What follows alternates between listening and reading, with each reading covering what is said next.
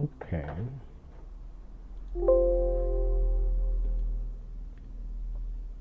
Hello, everybody. Welcome all. Uh, Welcome everybody to my journey.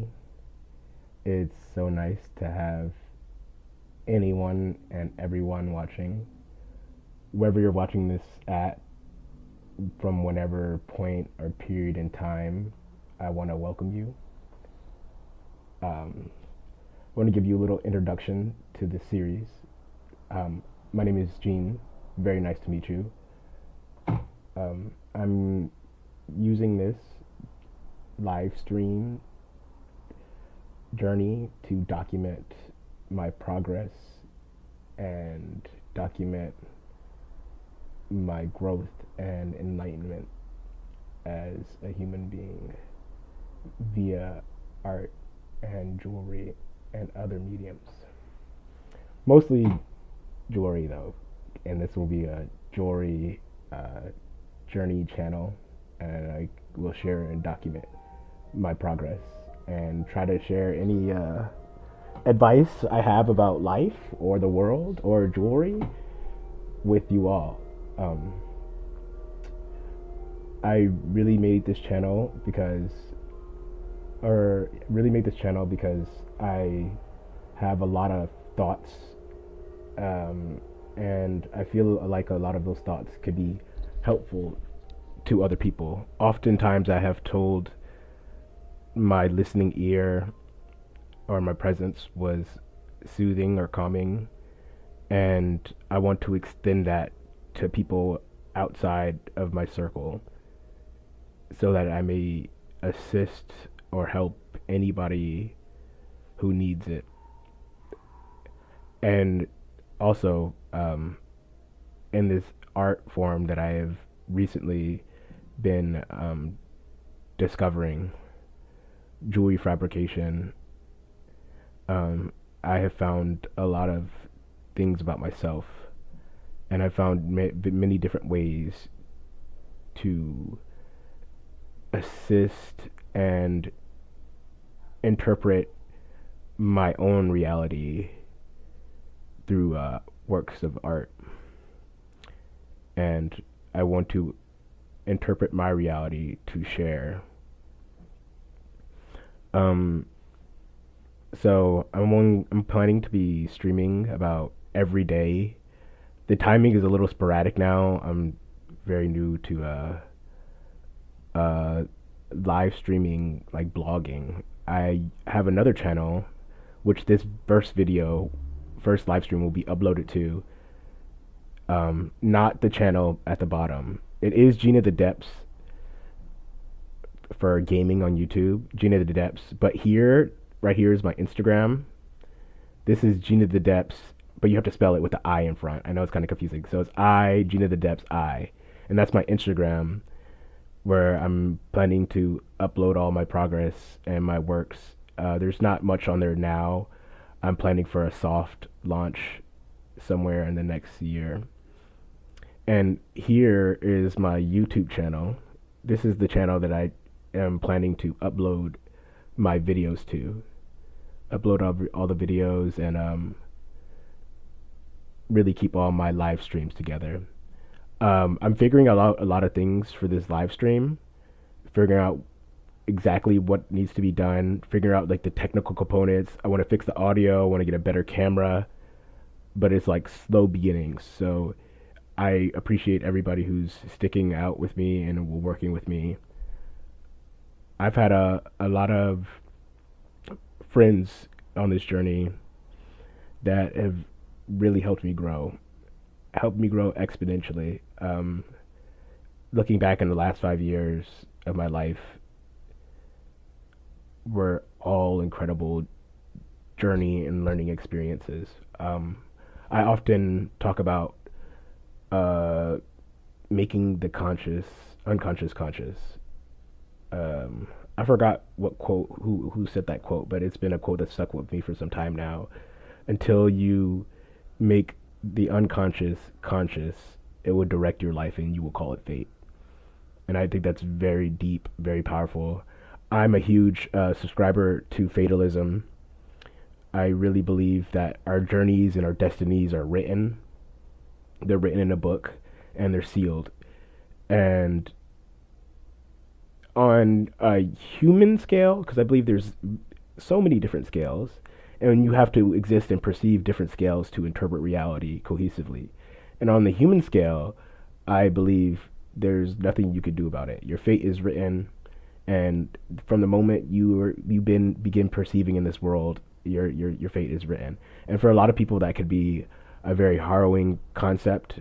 Like there's no ability to change the things that are going to happen to you, and I can understand how that could be very scary. But within another plane of perspective and existence, you realize, because like fatalism, your fate being written, all that happens up here, like so far above humanity. These are aspects I believe are close to God, and in that realm, it's unperceivable and incapturable by humans, by humanity. But we can perceive and we can interpret the words of God. Only interpretation, because we can never have the full story. And in that interpretation, seeing that these things being fatalism so high up here with God, we can also interpret the things that are happening in our reality, which we understandably, seemingly have a lot of control of. I talk about fate and how things are written, but I still believe very firmly that that we have full control and power over what we want to do with ourselves. And I can see those things could be like sound oxymoronic, but I really do believe that's the way it works. Like in my existence, in my power, I have seen like just the ability to shape my life in such radical ways. I literally shaping the economic and like philosophical and even physiological components of my life by working on art, working on jewelry every day. And I could see my mind changing. I could see my body changing. I could see my future and my money changing. And seeing all these things changing from an action that I'm able to do, it really gives me a lot of, it gives me a feeling of control. I don't care what control really is.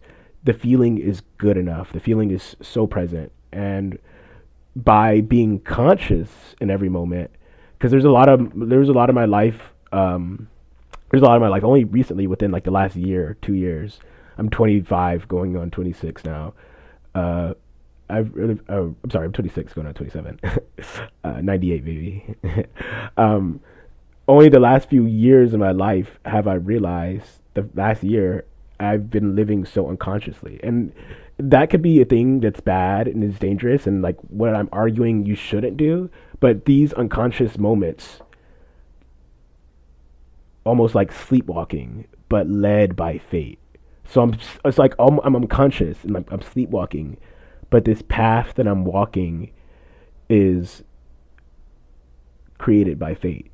It's a pathway created by faith, and I walk it. And I'm never scared. I'm just always, I just always know that fate will take care of me. I feel like I've always had a guardian angel to just watch over every one of my steps. And I do understand a certain amount of that is privilege. I'm very privileged to be living in America. I'm very privileged to I had a family, a mother and father who took care of me and provided for me emotionally, economically. You know, they really provided for me. And I know a lot of people don't have everything that I have. And it's harder depending on where you start from. Everybody has a certain starting position, and it could get difficult to be grateful and appreciative and just like completely trust your fate, trust your journey. And I understand how difficult that could be. And I'm very acknowledgeable of my privileges and acknowledgeable of my disprivileges as well, being non-binary, gender non-confirming, black, male, 5'3", living in America. I'll definitely suffer from a lot of disprivileges. And it's the acknowledgement of the things that keep you down and the things that keep you up, societally, economically, or socially, even physiologically. It's about acknowledgement of both of those two things to bring together the most cohesive view of reality. the most cohesive understanding of your journey and your fate as a person. And I believe the more you get in tune with that, the more you get in tune with yourself, the more that your journey will see like it's for you. Because I know a lot of people who are walking the path they're walking, they're just like, I don't feel like I'm doing the right thing. I feel like I'm lost. Like, what am I doing? And that's a very normal feeling as a human at any age, because it's not something that just young people deal with. It's not something that just teenagers deal with. It's not something that everybody deals with. And middle-aged people, really old people, everybody at some time deal with the fact that, like, I don't know what to do with my life, and I don't know if I'm on the right journey. And it's really hard to tell sometimes. And the things that have helped for me is just reinforcing my practice, reinforcing my body, reinforcing my mind, reinforcing my hobbies. Take inventory. Take inventory every single day. That's stuff like gratitude journals and journaling your progress. Like, take inventory and all the things that you believe are great to your life. Everybody has a list of these things, no matter how pessimistic you are. Everybody has a list of things that they appreciate about their life. Because you have nothing, you literally have nothing you appreciate about your life, then you wouldn't be living. You know, everybody appreciates at least one thing, no matter how many bad things they are. And, you know, for me, it's just like, I'm alive. I could stand up. I'm awake. I wake up for another day. I could use both of my arms. I could use both of my legs. I have the ability to think coherently and speak. I have the ability to express my thoughts and express my feelings. I have the ability to make change to other people and influence other people's thoughts and other people's feelings and other people's philosophy. And I could go down a very long list, but just those things right there are like so powerful to me. And I understand even those things right there are like not something that everybody has, and I am very understanding of that. And that's why it's like your personal list, your personal goal to take inventory of all the things that are amazing and like you appreciate, you're grateful in your life, and even take inventories of the things that you don't like, that you want to change, you know. But be appreciative of everything. Really be appreciative of everything. That's one of the keys. It's like, because you are the person you are, and whether you become conscious in this moment and make the work to become a better person, or you don't care and you're just going to keep floating, either which are like fine, you know, no wrong way to live life. But whether or not you do that is written by your fate. So you could just use this moment to jumpstart, you know, taking advantage of everything in your life. And that's mainly what I want to do with this channel. Share the lessons that I have every day. Every day I have lessons. I write them down on my phone, just things that pop into my mind.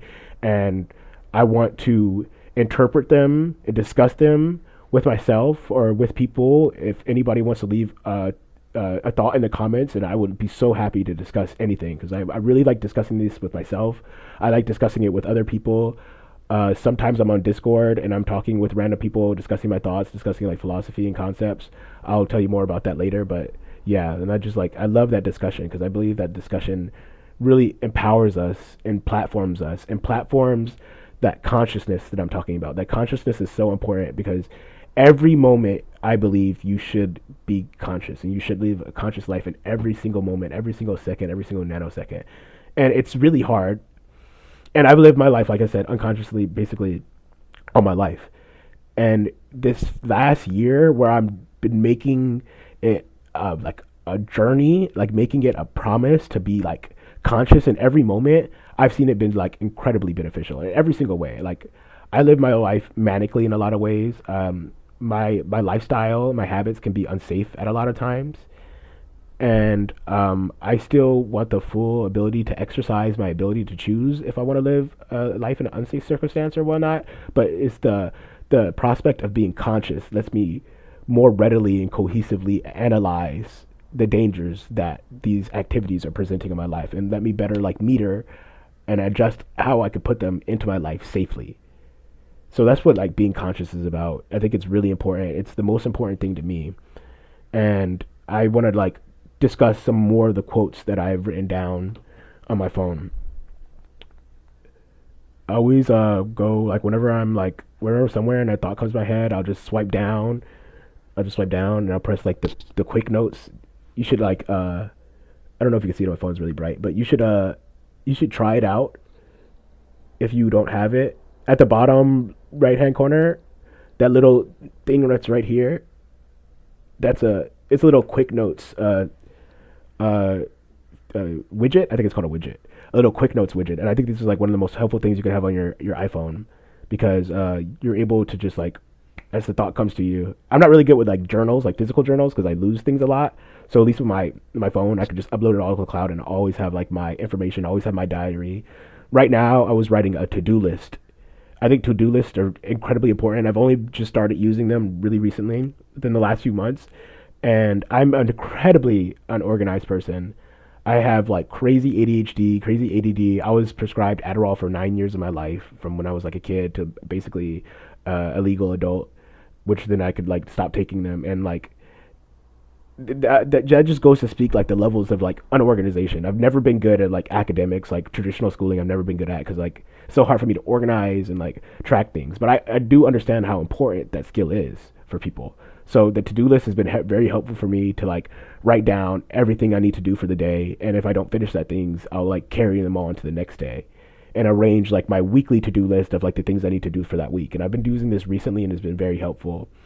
And I just realized the more things I check off, the better my life becomes. Like we all have a to-do list, like we range our mind, like urgency management of like what's the most important to do. And a lot of people who are neurodivergent, and people who like struggle with ADHD and stuff, their urgency management list is kind of fucked, because you're like, oh, I know I should be doing this, but I'm gonna procrastinate and do this as well. Like, trust me, believe me, I have 3,000 hours on Elden Ring. I have never beat the game. That just goes to show you my levels of procrastination. Like, I even procrastinate on the games that I'm praying to procrastinate from other activities.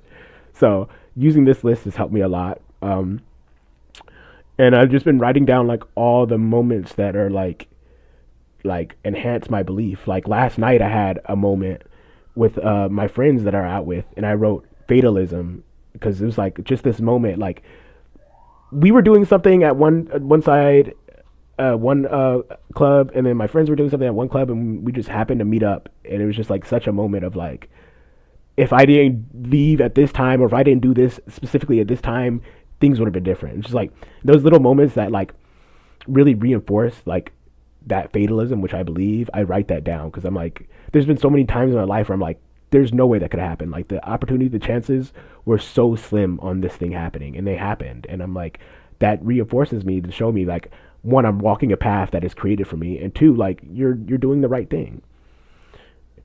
And yeah, I have some quotes. I write down my quotes every day, the ones that pop into my mind, and like every day, when I'm live streaming, I'm trying to share a few and like discuss some that like have been helpful for me. This one I wrote last night is related to the consciousness. It says, "All the best things come with being awake," and that just relates to what I was saying before. Like I was living life so unconsciously for like basically all my life, and then the moment very recently where I decided I'm going to make every single moment conscious. I'm going to really think about every single thing I want to do, whether it's getting out to bed or staying in the bed. Like, oh, do I want to get out to bed and attack my day right now, or do I want to bed rot for like 5-10 more minutes? And at least if I made the decision of bed rot, it's like a conscious decision. I'm like, okay, it's been 5-10 minutes of me bed rotting consciously. What do I want to do next? Do I want to continue to do it? Do I need this relaxation for my body, or am I just procrastinating something else I want to do? Like living consciousness, all the best things come with being awake, and living a sleeping lifestyle. I've lived through life daydreaming, and that, I mean, it was a great life. I love my life, but there's things I want to do, and there's things that I won't be able to do until I become conscious. So I have to exit that phase of sleep and become awake at every moment. So that was one of the quotes. And this is one of the things that started me on my journey. It says, share the lessons you've learned with, it's so hard to say. Share the lessons learned every day with gratitude. Share the lessons learned every day with picture and video documentation and jewelry combined. And yeah, I've been wanting to do this channel for a while. I've had this idea to do it for a long time, but writing it in my notes and like seeing it like forces me to confront, like, am I going to do this, or is it going to be another day of like not doing it, acting consciously? And this was another good one about consciousness. It says, consciousness is a fiery coat. I wrote this. Consciousness is a fiery coat. Use this to dismay the forces of despair. Power is in perception. We can observe this at fundamental levels. And what I say by that, this is all things that reinforce this narrative for me. Like consciousness, being aware, being perceptive, is fiery. It's so much energy. There's so much energy. We can observe this at fundamental and scientific levels. There's so much energy in perceiving. Just the act of perception changes outcomes on the smallest levels of existence. Because for you to see, first there has to be action in here to have your brain directed to tell your eyes to look and to absorb information. And by looking at things, by seeing them with your eyes, you send signals of light. And the light sends a signal. That's a particle. That's so small. That's a little thing. And it hits another little thing. And then it comes back to you. It's a reflection that gives you the ability to perceive. So in that, perception is power. I got that quote from another quote. I forgot it's from another philosopher. And he said, to perceive is, perception is despair. I forgot what they said. It's like to perceive is pain. I forgot. That's like not the exact quote, but it's basically like that. Like I forgot how it goes. Like perception is misery, or to perceive is to like suffer. I forgot how it goes, but I flipped it around, and I was like, I could see how it is. Like being able to perceive, getting knowledge of stuff is like, it could be so hurtful. It could like fuck you up. Like you learn things you didn't want to know sometimes, but also in knowing there is power. I found the deepest wealth of my knowledge by being conscious and observing and creating that power. So those are just some of the few quotes I have. I write down like something that comes to my mind every single day. I encourage you to do it as well. I encourage you to have a to-do list. Those are really good things. I have like multiple different to-do lists that I'm trying to organize and evaluate. A little bit, I'm getting better with time. My organizational skills this is also a skill, like organizing, and I'm getting better at it from being so disorganized my whole life. So I've been yapping for about 20 minutes now.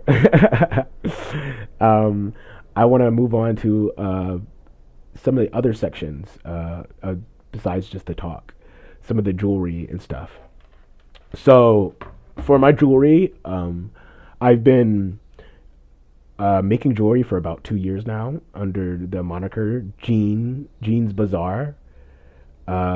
Djinn is a very powerful force to me. That is, I'll show you the figure now. That's what all the figures you can see in my profile. You can see it like represented on my profile picture. All of my stuff is like Djinn. And Djinn is a very powerful figure to me. And in traditional text, traditional Hindu text, and I'll pull up the text right now so I can have a perfect reference. But I'm pulling up the photo of the Djinn so you can see it. That's Djinn, stylistically designed by me, but it comes from an actual picture. Sorry, I'm trying to get it brighter, less bright, so you can see.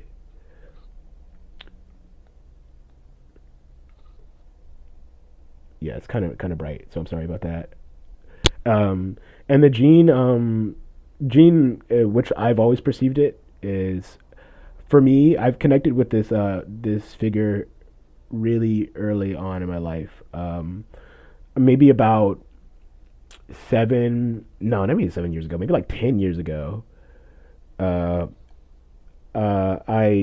came across this figure. I don't even know how I came across this figure. I don't even know.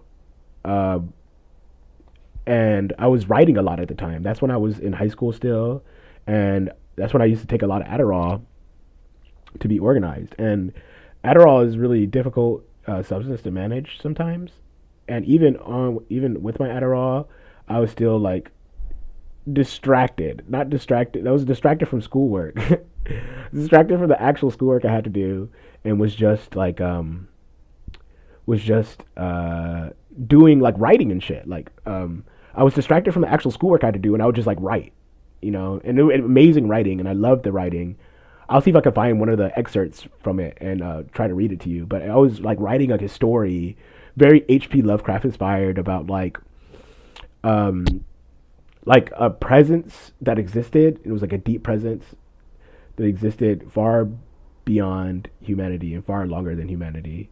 And their mission was to influence humanity with their presence and their feelings, and them being such a great presence, their presence on humanity would just make them act erratically, unrecognizably, and force us to confront uh, the demons of humanity. Because I believe these are all just concepts. Demons and angels are concepts that help us understand fundamental aspects of humans, psychological, philosophical aspects of humanity. And Djinn was the origin for me of that badness. Um, and the source material, I pulled it up. It's primitive India and Primitive Christianity by Arthur Lilly, 1909, at sacredtext.com. And this is chapter, not knowing how to read Roman numerals. I think that's 16. Chapter 16 in Ceylon, India, I believe. And they're talking about, you could reference this as well. They go to sacredtext.com and you search up the Bali Devil Dancer. And the Bali Devil Dancer is the origin of the Djinn image. And what I was able to interpret from the text that you could read here is it says, and excuse me for butchering these translations. I'm really bad at this. In a mask of Brahavara impersonates the god. Here also is a mummer impersonating the Bali. The word Bali means literally a sacrifice, but in Nepal, also in Ceylon, it is used to denote the sorcerers as well. The devil in Nepal called Bahavera. In Ceylon, he has two enormous teeth turning he has two enormous teeth and turning to Mr. Uphan's plates. I find that the demon so furnished is called Kula Kumara. Kumara, Siva's son, dancing before the altar. There's a lot of things that are difficult for me to interpret in that text. But what I was able to interpret is the Djinn, the Bali, the devil dancer, could be known as a devil, could be known as a sorcerer, but one who impersonates God. And I didn't even understand that text. And I've only discovered this text relating back to this image recently within the last year. So I was using that image for basically my entire adult life without even understanding what that figure meant. And I just decided to search it up, and it just fell in line so much of how I felt narratively. To interpret God, we most impersonate them. And impersonation, mimicry is the highest form of flattery, and by impersonating God, acting as a sorcerer upon their will, a devil even, I'm more easily able to extend and analyze the parts of my humanity, may it be the light or the dark parts. So that's how that image and that figure relates to me. And by impersonating God, I feel like I'm interpreting their will via art. And that's also in my bio, in my Instagram. I'll read it to you. Sorry, let me just put it up real quick. Yes, okay, so I'm gonna read it for you. This is the picture. It's a little bio about me and about the art. I'm sorry, I need a better camera, I'm sorry. But it says, your artist, from far east to west, blessed with the experience of transition at a young age. Our ability to efficiently connect and empathize expands our perception as artists and humans. Throughout my journey as a designer, I'm effectively transmitting universe's word via art through jewelry. Universe's word via art through jewelry. One of the greatest sources of my enlightenment has been my family. It is with this foundational knowledge of love and care we have been able to nurture a deeper understanding of concepts such as community, compassion, and consideration for not just those within our tribe in hopes of spreading these blessings universally. It is here we will transition blessings via art. And what I'm saying with that is, I feel like I personally have been blessed with, like my life. I had military father and military family, so I traveled a lot. Like I've traveled so much, and at a young age, I was constantly traveling. Like going to one school, making a bunch of friends, going to a different school, basically uprooting my life like more than 6 or 7 times. And a lot of the times that could be like really, it could be possibly very destructive for a kid, you know, because it's really important for children to have those roots and to discover foundation and discover all the important things that come with being somewhere for a long time. But I didn't have that as much, you know, and it was a lot. It was difficult at times, but the one thing I always had was my family, and the one thing that my mom always taught me was like, your family is everything, and it's not even just the family that you're born with. That's your family is your family. You know, the family you call your family, your connected family. Your family is everything, and you have to take care of your family because when the people, if you actually have a family, and I'm not talking about like just family that's born with, like the family that you assume is your family, the family that you've worked hard to like perceive that they're good people to you, they work with you, if they're like on the same level as you, if you do all that hard part of like analyzing these people and like actually connecting with yourself first to see if these people who are actually for you, you will see the deepest love from your family. And this is something I did, and I've always been able to connect so deep and authentically with my family. Like I have this connection with my brother, my sisters, like my mom that like I never would have like I never could have like I don't know. I don't see a lot of people with these connections with their family, and I'm like so close to them, and it's just like we've been able to do this because like our reinforcement has always been family, and that's the family that you create, not the family you're born with. But in my case, I've been very lucky to be like the family that I'm born with has been like so strong. But I've also created other family, the people I've met, and have become literally just as strong as family. Literally, like not even exaggeration. So yeah, it was the ability through transition at an early age that helped me. That's another thing. It helped me like realize the what is it, like things are just temporary. Like everything is temporary, everything is finite, like everything is gonna lose. You're gonna lose everything you love. Like everything you love is gonna turn into dust and fade away. Everything. And being conscious, being aware, being awake lets you enjoy the moment. It lets you live in the moment and enjoy those things before they fade away. So you can enjoy it while they're there. You can enjoy the past of it, and you can enjoy the future of it. And it's all about enjoying that entire journey rather than focusing on one aspect of the journey. And that's what that transition helped me a lot, is like going to different places, and instead of being like, oh damn, I'm like so sad to leave my friends. And I was sad to leave my friends, you know, that was what I was like so sad. But it's like I also was like, fuck yeah, like I get to meet new people, I get to start a new reputation, I get to talk to some more people, make some new crushes, like I get to start over and like build something else with like new people. Like as sad as like leaving people, like you, as soon as people exit your life, that creates more room for other people to get into your life. And that's a thing that we all have to be very comfortable with, because no matter who you love, the most secure person in your life is going to leave in one way. They're going to leave your life not wanting to be with you anymore. They're going to leave your life like you guys just go different directions. You don't see each other anymore, or they're going to fucking die. You know, we're all going to fucking die. The people you love most are going to die. My mom's going to fucking die. My sister's going to fucking die. Hopefully I die before them, but everybody's going to fucking die. And you have to be comfortable with accepting the things that come into your life and just living consciously and living to the moment, accept that it's there and understand that it won't be there, you know, and understand that it exists for yourself too, you know. Nothing is permanent. Everything exists in a state of non-permanence, and we have to, as humans, stop trying to chase an aspect of immortality and preservation.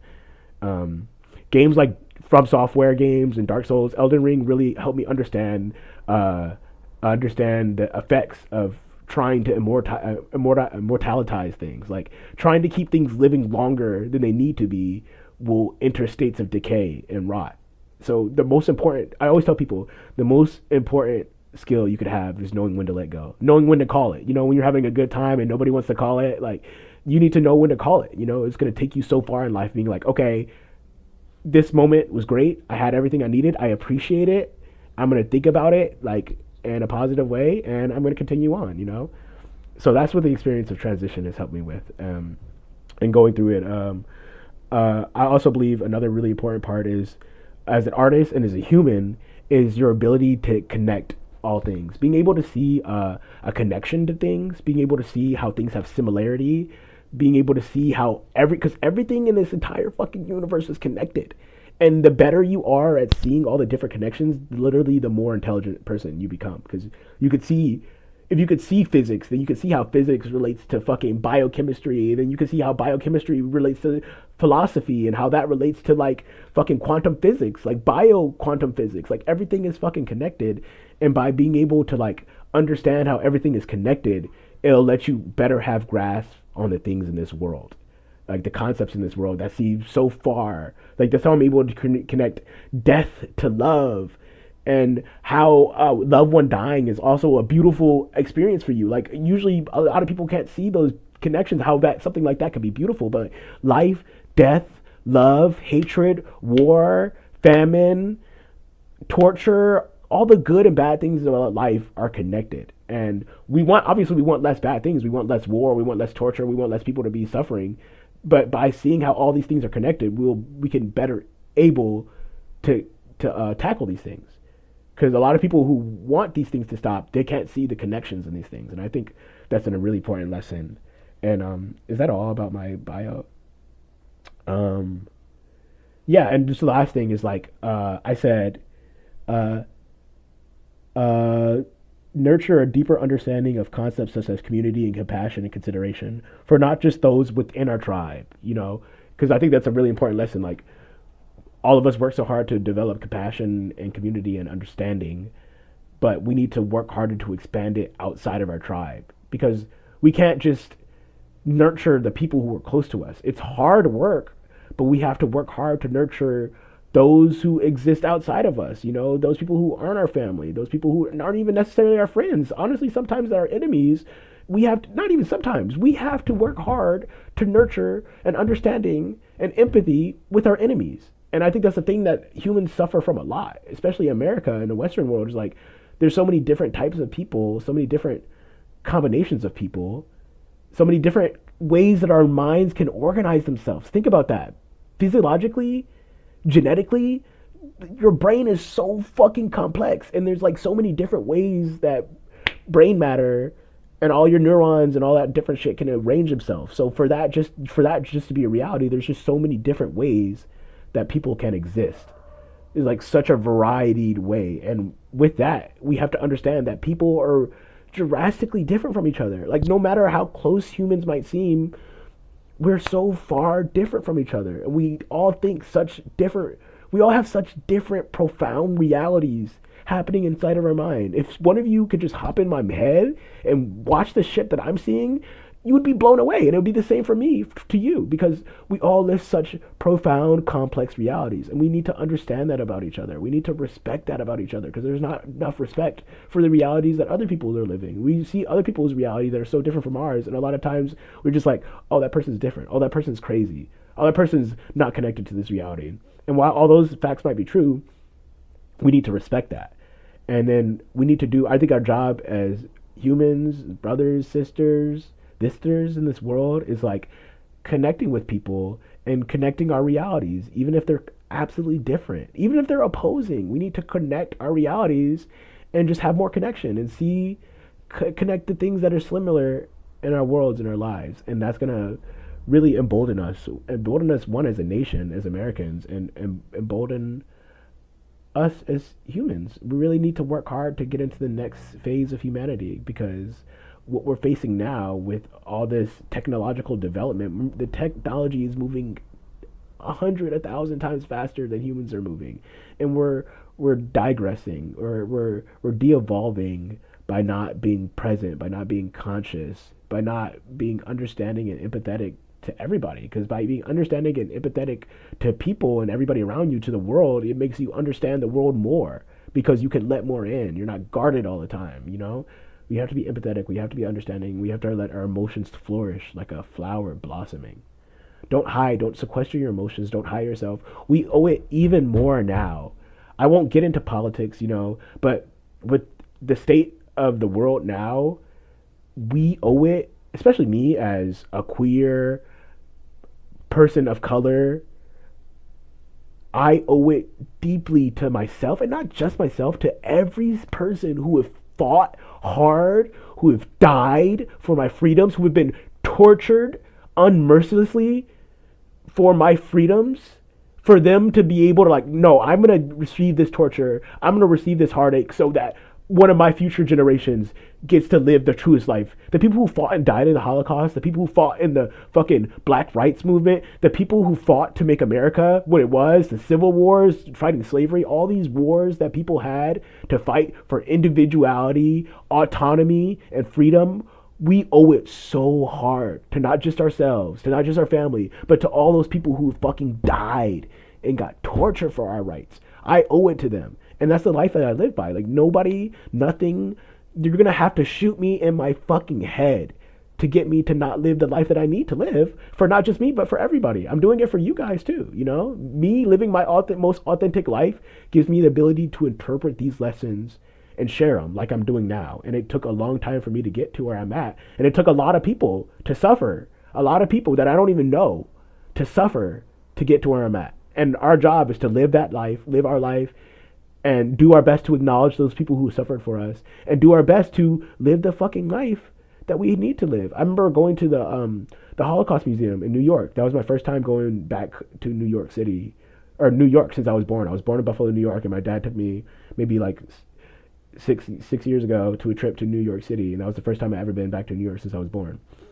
We went to the Holocaust Museum. This is one of the most impactful moments of that trip. And I didn't think it was going to be the most impactful moment. Like, I know going to the Holocaust Museum was going to be impactful, but, you know, I'm not like a super museum person. So going to museums sometimes I'm like super distracted. My ADD is going crazy. So I'm like not super in it, but I really appreciate it. But I didn't even think I'd be as touched as I was in that moment. And it was seeing a quote from a Holocaust survivor. And I forgot exactly what they said, but it went around like something like, we got tortured and we suffered so that everybody else can live the freest, truest versions of themselves with autonomy. And so that people can have this knowledge that these things are horrible, these atrocities aren't right, and nobody should do these things. And we need that knowledge of, one, that nobody should do these things, and of two, like, we have to fight hard for our freedoms, and people will die for our freedoms, and people will be tortured for our freedom. So we owe it to those people to live the life as true as we can. And yeah, I mean, that's just like 40 minutes of me like yapping, but I hope it all connects. I hope it all connects and shows you the cohesion of what I'm trying to do here, what I'm trying to do with this live stream journey, what I'm trying to do with my jewelry is my interpretation of these things given and shared. And I want other realities. I want other people to share their experiences with me so we can talk about it. You know, I love talking. I literally listen to people talk all day. That's part of my job. I love hearing people talk about their lives and their experiences and their realities. So I want that to be shared on this channel. However far or short it may go, I want these videos to be an archive of my documentation of my lessons and my journeys, but also shared with other people. And that's all I want to do with this channel. And share my art, of course, you know. And talking about the art, let's get into some of that. It's been 40 minutes of me talking. Let's get into some of the art. So one of the main things I'm influenced by is style and fashion. So you can peep the fit. I don't got anything crazy going on. I got the Kurumi socks. I love Kurumi. It's my favorite scenario character. I just got like this low cut shirt and like these jeans that got rolled up. I like this little like side handle thing, and I like these pockets. These pockets are kind of cool. You got a top pocket and a bottom pocket. I'm usually a lot more stylish than this, but I'm like, my first like live stream, I wanted to take it easy and like show you off the outfit. Show you my studio as well. This is my studio, my work studio, my production studio, my creative production studio. It's really small right now. This is basically like on the inside of a closet that I have sectioned off from the rest of my place with like a green screen and like just a table cover. It's really small, but I'm really small. I'm 5'3". I weigh like 127 pounds. So I really love spinning in small places. And my apartment is a pretty small place. My apartment, which I share with my young sister, 1 year younger than me, and my older brother, 8 years older than me, and we all live here together. We all lived together basically our whole lives. Really good at living together in small spaces and cramped spaces. So this arrangement works really perfectly for me. It lets me live in the studio. Lets me create in the studio. Yeah, there's some of my artworks. I'm gonna show you everything. Beautiful, beautiful artworks I've received from amazing friends, and each one of these friends have like touched my life in like an incredible way. And some of those friends aren't with me. You know, we went on different journeys. We chose to do different things. We see life differently. But I'm like so deeply appreciative of everything that they have taught me in these moments, you know? And everything I have on my wall is a relic from something that's deeply touched me. This is when I was modeling for an event, Elevate Angel. I got this at another event I was vending at, and then somebody was selling like priestess pictures. I got this from a good friend. It was a drawing of me. I got this from a good friend as a birthday present. It's obsidian wrapped in beautiful gold-plated wire. Also, these flowers I got from a friend. This beautiful wire-wrapped necklace I got from two friends where I make jewelry with and like vend with sometimes. I made this a long time ago. Like I never take it off the wall. It always stays there. Back there are some of my paintings of people or drawings have also drawn of me. These are pictures with my wonderful friend and fire artist Nirvana. That's another drawing from one of my other amazing, talented, eco-surrealist friends. Morgan Moto Art, incredible artist. Check them out on Instagram. This is one of my wax, smoky wax, melted wax paintings. I have a few down there. They're kind of hard to see. I have another one picture up there from one of my best friends. That's another one up there from Morgan Moto Art, and that's another one from one of my best friends. So I always have my art on wall. That's another beautiful piece from Anthony James Harmer, Prom Shark on Instagram. Fantastic. That's another Morgan Moto piece right there. The collage piece hanging under that painting right there. Another beautiful piece from Morgan Moto Art. I would get closer, but my camera's kind of attached to my thing, so I can't get any closer. And these are all stickers. If anybody sees their sticker there, shout out. Anytime I get a sticker, I post it like right there on the side of my cabinet. So that's like the artistic part of my workshop. And this is like mostly like jewelry fabrication workshop. So obviously you have the basics, like you definitely need safety goggles, glasses, mask. I'm gonna get a better mask, respirator. It's coming pretty soon. Apron. I have gloves to protect your hands. I have all the stuff. These are where I keep my mandrels, pliers. I'm working on a better organizational system. Like I said, like I'm getting better at all this stuff, but I'm just trying. Paint brushes for sweeping, dusting. All my wire I keep in here. My sheets. These are like copper sheets. We're gonna work with some of this copper today. My hammers are back here. This is where I keep all my tiny mandrels, my drill bits, my other pieces for my rotary tool. Down there is where I keep all my polishing equipment. There's my bottle of water. There's water in there, not aloe vera juice. This is also more of my drill bits. A lot of this is really embarrassing, like my organization. So take note of what not to do and how not to store your equipment. I promise I'm like such a broke artist right now. So I'm just like getting all these components of organization and stuff together. Those are like my files and my little sanding equipment. Those are my ring bender tool. These are more of my miscellaneous equipment. You can see how dirty everything is. My studio is kind of messy. This is the workshop right now. Ignore the vape. I'm actually trying, as of today, December 1st, trying to go sober from all substances, even processed sugar, for a month, except for nicotine, because dropping everything is hard. I do engage in a lot of substances, and this is what we were talking about before with like dangerous lifestyles. So I engage in a lot of substances, but me enacting consciously is helping me to create a clear path for myself where substance use can exist and, you know, body care, like self-care can exist as well. Because I love both of these things. Yeah. So yeah, that's like a full studio tour. I keep a lot of stuff in this workbench, my polisher, rotary tool. I keep a lot of stuff in here, and that's my closet. You see, those are my dresses. I wear a lot of dresses and a lot of long skirts. At the end of today's live stream, I'll show you some of those. I'll show you some of those outfits. We do a little outfit try on.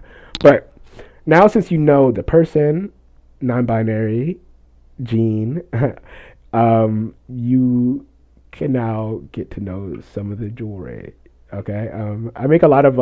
I'm just getting into jewelry fabrication. So like working to actually create pieces from like actual like just metal actually poured and like actually rolled myself, actual copper and stuff like that. But I also work on a lot of symboled pieces. So these are example of some of my symbol. This wasn't made for me. This was made by a beautiful, wonderful artist named April Candice. I'll have to get the Instagram. I'll get the Instagrams of all the other artists after the live stream. And I'll put them in the description so you can see. But this is my piece. This is like pearl and chain. It's like Tahitian pearl and stuff like that. This is a ring fully fabricated by me, sterling silver ring, one of the first rings I made. This is a fully fabricated nose piece, and I make a lot of pieces that piercingless jewelry. So this is fully fabricated by me. You don't need any piercings. I don't have any kind of septum piercing. I just pop that in. I make a lot of piercingless jewelry you could wear for your body if you don't have piercings. But I do have a lot of piercings in this ear. It's hard to see. I think I have 6 or 7 piercings in that ear. I just got a new one like 2 weeks ago. I'm gonna get that entire ear filled out with piercings. I think there's like 20 piercings you can get in an ear. I'm gonna get all of them in that ear. And this ear has no piercings at all. And I'm gonna keep it like that to like demonstrate like pierced jewelry, piercingless jewelry, and I make both. So that's like everything I'm wearing right now that I have. I make a lot of copper jewelry. It's like copper rings and earrings and stuff like that. I want to show you more, but I want to be like slow, slow how we get into this so you can like see the full extent of things. Yeah, and yeah, so that was great. So I shared the lessons of today. You know about my workspace. You know how my mind works. Let's get into some actual jewelry, okay? And we're gonna go together. We're gonna move together because you guys are on this journey just like I am now. We're in this shit together. If you're watching this, we're gonna go together and we're gonna like. I'm building my collection. Right now. It's a big copper collection, and I'm building through seeing what things I want for my actual launch. What things I'm gonna like make on my website for people to buy. Over and over again, like the things that I'm gonna make over and over again, because I have pieces that I just make for one time and I have pieces that I'm gonna make over and over again. So I'm developing that collection now. So let's get into the workshop and you can see how that looks. Okay, so right now this is everything that I was working with. I'm gonna walk you through the entire process as I go through it. So we don't need this. Technically, we need a little bit of it. Need a little bit of this.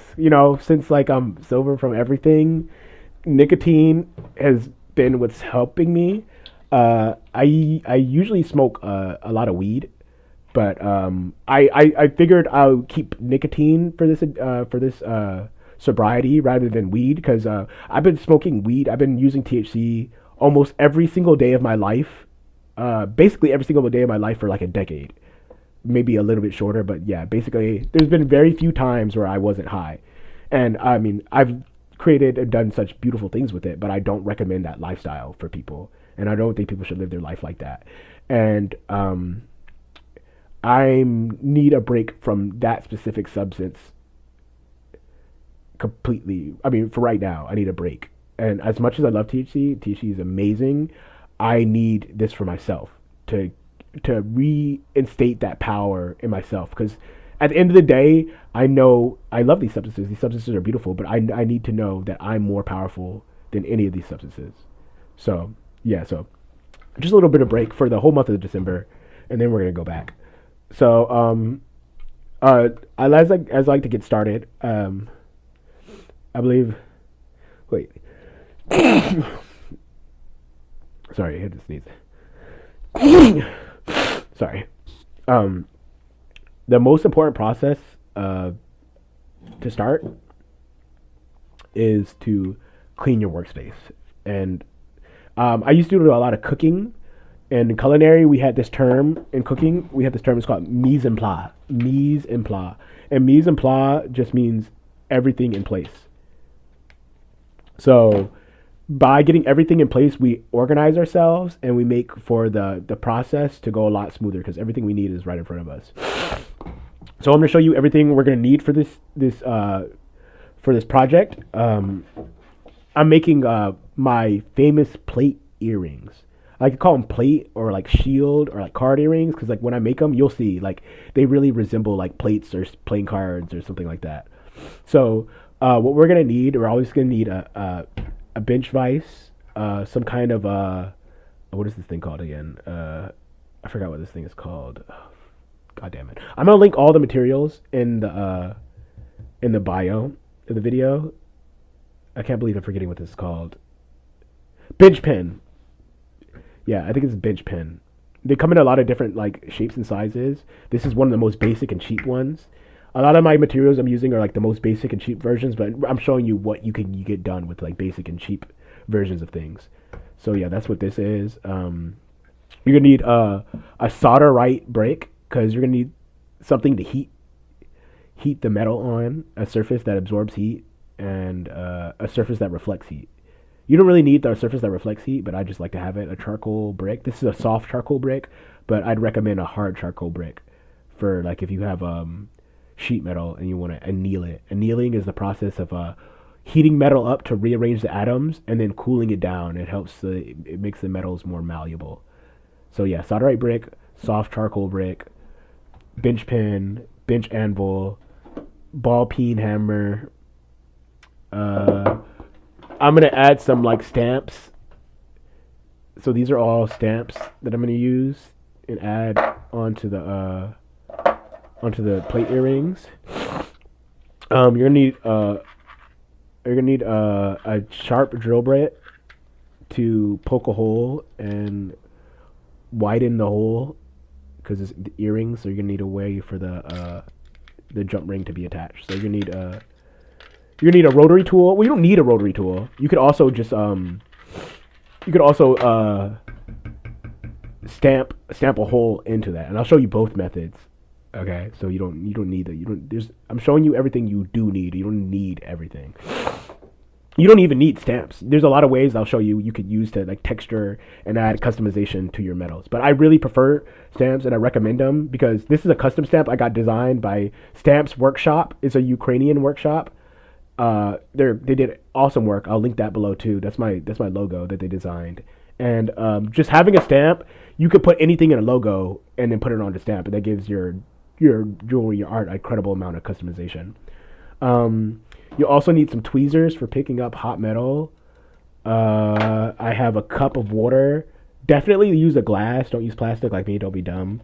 I have borax dish and a borax cone for coating the metal. You want to coat the metal before you anneal it with heat to prevent fire stain. I have some little more tiny tweezers. And of course, you're going to need a variety of files. Also, you will need either a jeweler's saw, and some jeweler's saw blades, or what I use for this project, some metal shears. These are pretty decent metal shears, but you could get a lot better metal shears. And you want to make sure the scissors that you're using, can cut the size of metal you're using. And that's what we're moving on to next. I have copper sheet. So this copper sheet is... Oh, damn it, I forgot. Oh my god, I forgot what gauge this copper sheet is at. The gauge is basically the metal's thickness. So it's the metal thickness from the side. That's really important because cutting at different thicknesses, working with metal at different thicknesses is harder or easier depending on how big, or the larger the thickness is, the harder it is to cut and manipulate. The thinner it is, the easier it is to cut and manipulate. If I had to guess, I would say this is like 14 gauge, but that's just a guess. I'll get back to you with everything that I use. I'm not sure what I use. And then they have this blue film over it. This blue film is like a protective coating that helps you like when you're sawing and stuff. It helps you like keep shape and not mess up the metal, not scratch up the metal. So you're gonna need a copper sheet, borax disc, shears, jewelry shears, files, soldering bricks, ball peen hammer, stamps, bench vise, bench pin. I have a rotary tool. You also need a torch. You're gonna need a torch for heating up the metal. This is my torch right here. It's just a torch I got from the discount store. I believe that's everything. And of course, for safety, we're gonna be using gloves. We're gonna be using full range goggles. If you get goggles, to make sure that they're full range, like they could cover the full things in your face, because I get a lot of like when I'm cutting up metal and shit will shoot from the underneath. So goggles, and you're gonna want to use a respirator, folks. I don't have a respirator right now. I have one coming in. I ordered one, so I just have like N95 mask. But I don't recommend. I don't recommend. These are the masks I have. For absolute safety, I don't recommend you get started on this journey, especially fabricating, until you have a respirator and a good air purifier, because you could do some pretty bad damage to your body without breathing in all the fumes and stuff. But this is what I have right now, and I'm gonna take that. I'm gonna take that L for you guys to teach. But like I said, learn from my mistakes. Get the right equipment, and I'm also gonna put some shoes on because you don't want anything falling on your feet. So I'll be right back.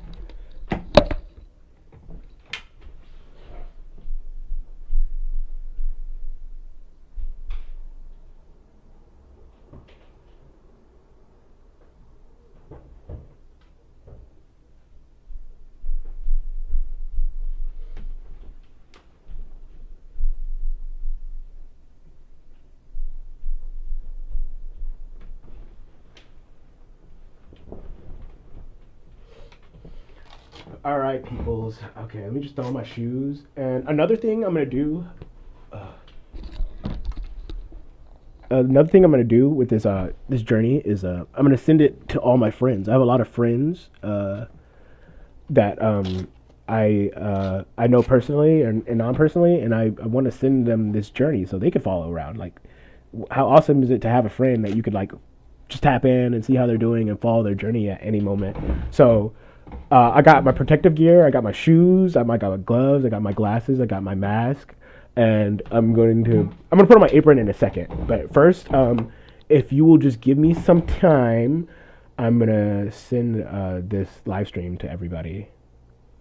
So just give me a little moment. If you got some music, turn it on. I'm also gonna be turning on music, but due to copyright systems on YouTube, I can only tell you what song I'm playing. And hopefully you could turn it on and you could listen to it as well so we could be in the same vibe. But yeah, just give me just a second to pull up and send this stuff to my friends. Right now, I'm putting on Sunset Melody by an artist named Natanya Pupolola. I don't know how to say their name, but it's right there. It's a beautiful song. That's what I'm listening to right now if you want to listen to it. So just give me like 5 minutes. Boo, boo, boo, boo, do, do, do, do.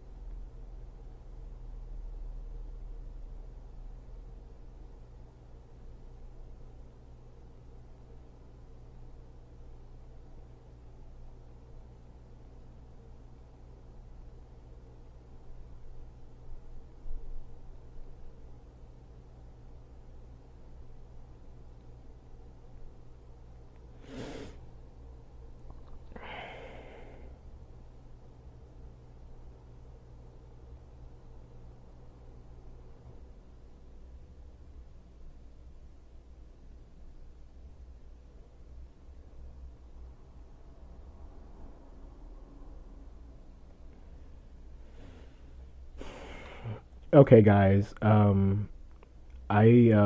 just got done sending a text to everybody. I gotta let my family, my friends know that I'm starting this journey, but I wanted to get like the preface out the way, like the 40 minutes of yapping. So if anybody's just tuning in now, go watch the 40 minutes because it's just really important describing what I want to accomplish with this journey, describing what I want to do, and describing the changes I want to make with my life.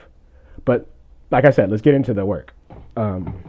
Right now, I'm listening to Chola by Jerry Paper.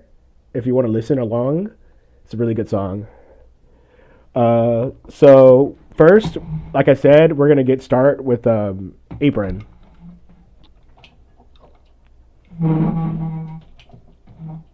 Hi everybody. So safety first. Apron.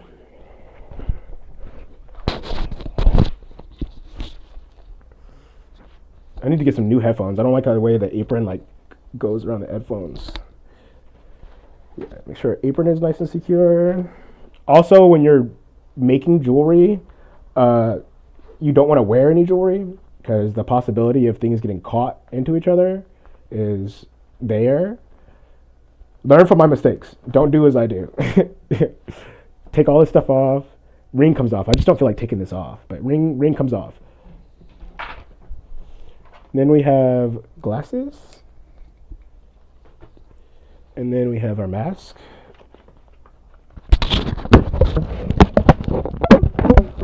You see why I need new headphones, right? Okay.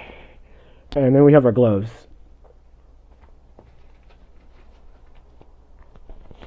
You really want to be safe because if you get into jewelry making, you want to do it for a long time, and you obviously won't be able to do it for a long time if you sustain injuries or compound injuries over time. And that goes for any like hard or arduous art form, sport, whatever you call. I used to do martial arts. I used to do like a lot of sports that are like tough on my body, and it makes me appreciate my body more. So let's see what we got here. So, sorry, camera. Okay.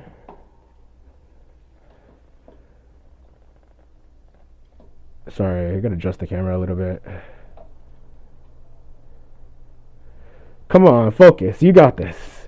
You got this, camera. Come on, focus. There we go. Alright, let's get the vape out of the way. Wait, actually, I'm just realizing now that there's two people I forgot to send to. And that's my... that's my mom and my sister. I forgot to send the live stream to. So, let me just send it to them.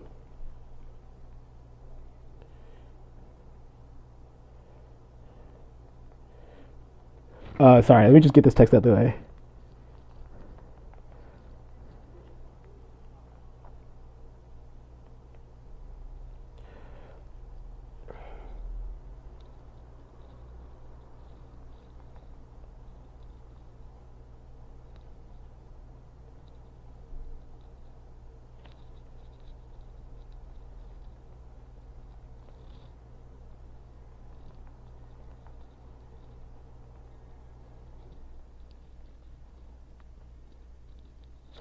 All right, text sent. Let me take this out of my pocket. I got so many wires. That's another good thing. I mean, bad thing. If you're working with rotary tools, other tools, you don't want to have any wires next to you because they could get caught. That's very dangerous. Very, very dangerous. Okay, so now I'm officially ready to get started. I'm listening to Glass Shadows by Liv E.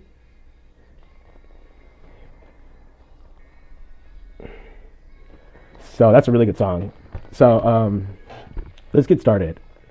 Put on our gloves. So the first thing that I'm going to do, this is not completely necessary, but I'm going to use a reference sheet of metal that I made to make the earrings.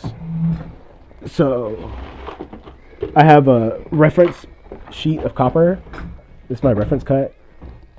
And then we're going to use this to get the same size earrings twice. So what I'm going to do is first I'm going to peel off this sticker.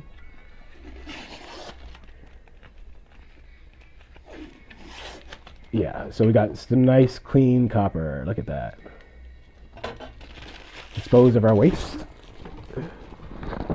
And then I'm going to take my scribe tool to trace this.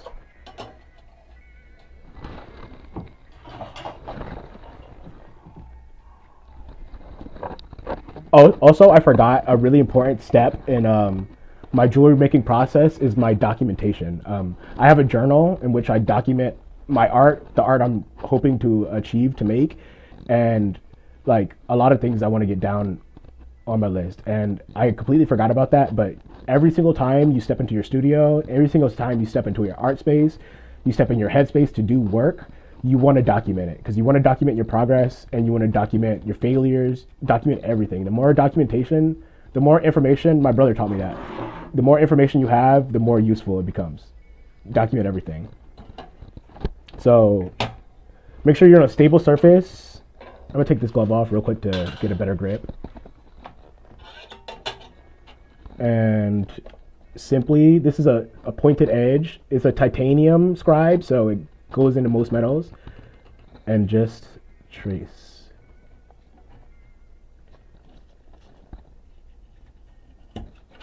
Easy. You see that? Easy.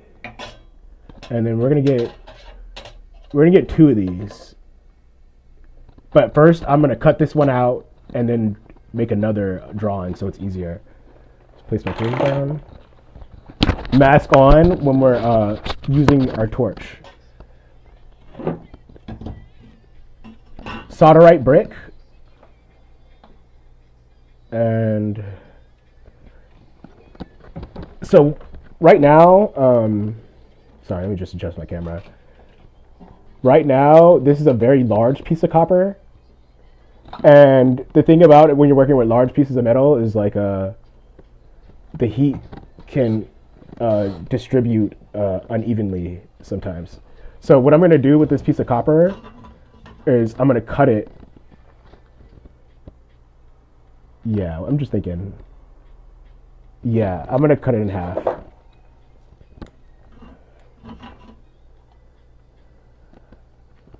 So yeah, just squeeze firmly. One side. It's good to have gloves on the cutting hand and just cut. It sometimes takes a little bit of muscle, but yeah, you got it.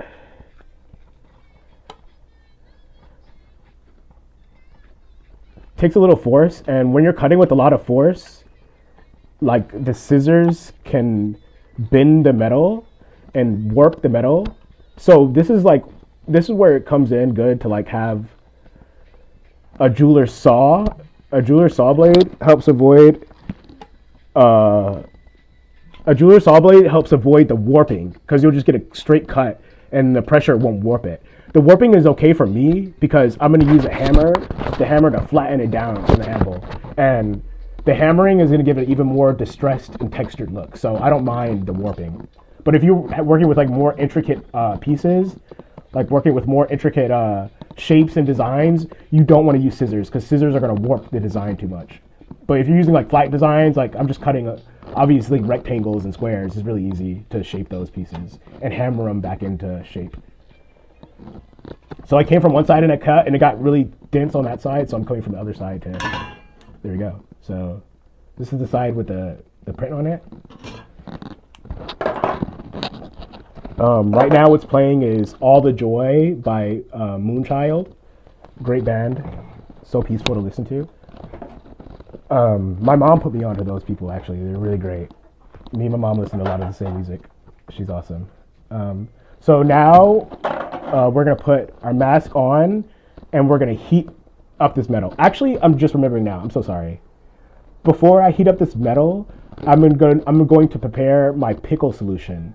Now the pickle solution is an acidic bath for metals that you dip them in after heating them up. This does a few things. One of it takes off the fire stain. So the stains that you get from using hard fire on your metals, it'll remove the fire stain and it'll retexture it. So it'll give you an opportunity to work with a cleaner metal. So I'm gonna set up my pickle pot right now. There's a lot of ways to make pickle, I believe, and there's a lot of ways to like use pickle. I have a Sparex acid compound formula. That's what this is. So you just dump a little bit of this into like hot water, a granular acid compound, and you just stir it up. So I'm gonna get my pot together. Let's organize my workbench a little bit more so I have room for it. Never want to introduce things into your workshop if you don't have room for it. So this can go up.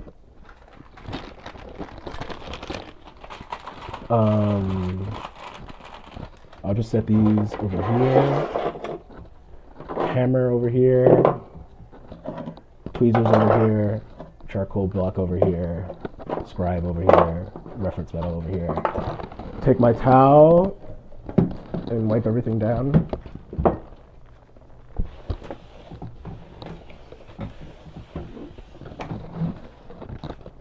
And I'm gonna grab my hot plate,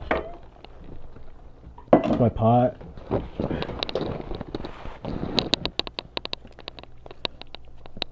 Where's my pot? Oh yeah, here's my hot plate. There's a lot of ways you could do this. The safest way is definitely gonna be like a crock pot, like a jeweler's crock pot to heat this up. Let me just go replace the water.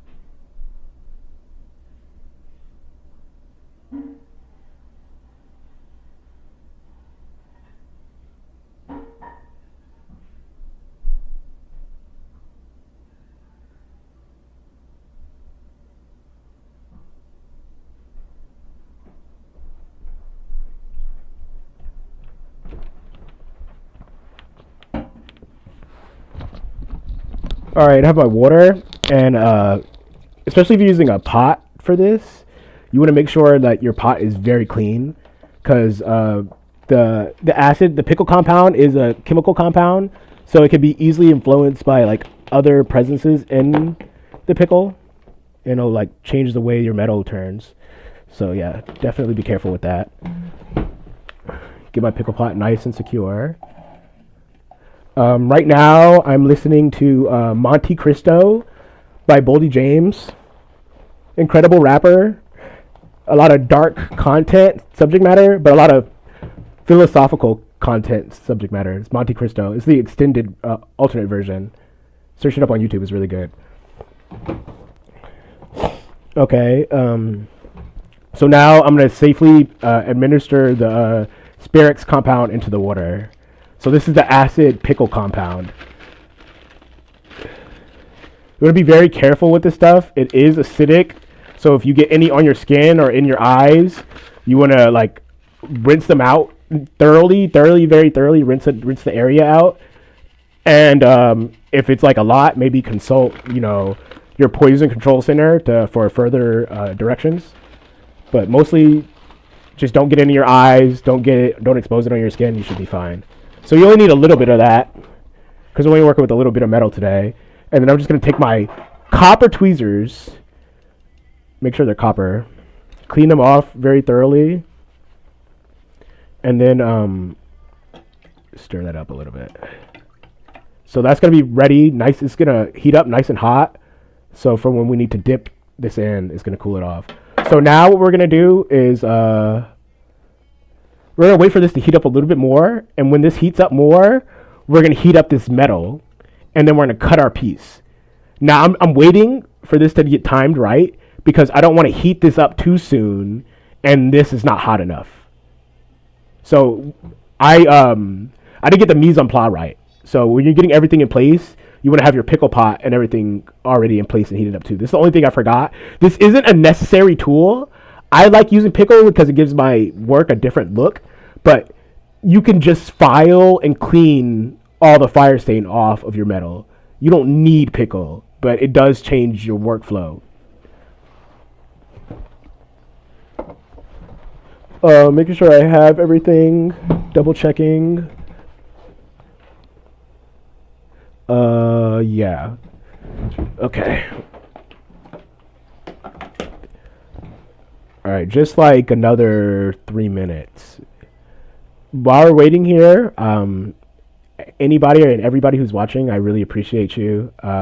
If I have any friends or family watching this, I really, really appreciate you guys. You guys give me enough confidence to do this every day. Like, I can't stress enough how all of my ability to talk and everything is influenced by friends. So that's nice.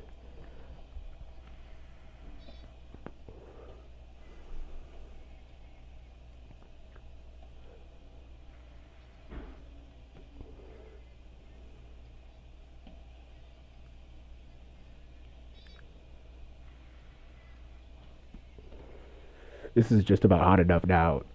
I'll give it another 2 minutes.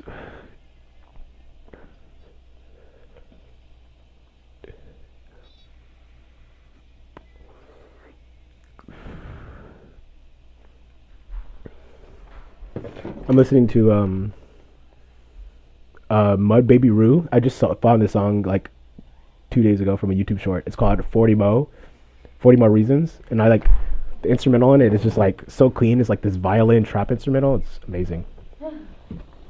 Hey, you wanna say hi to the stream? Yeah.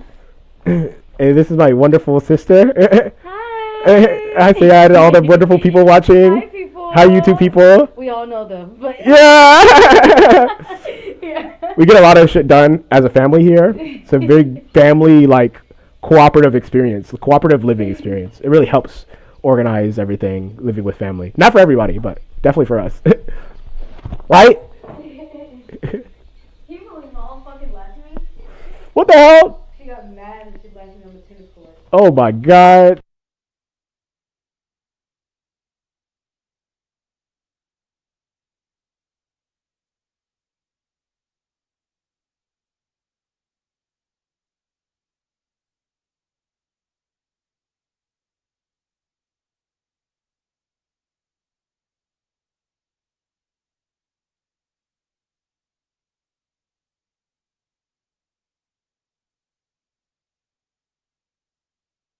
Water check. Drink your water, guys. Water check. Oh, shit.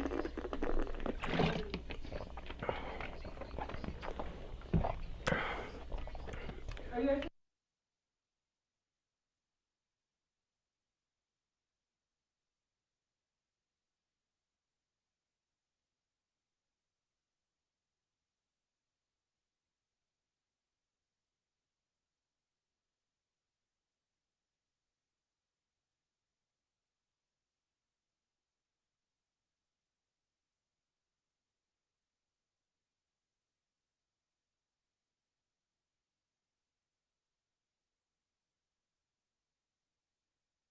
Yeah. I need at least one substance. Literally.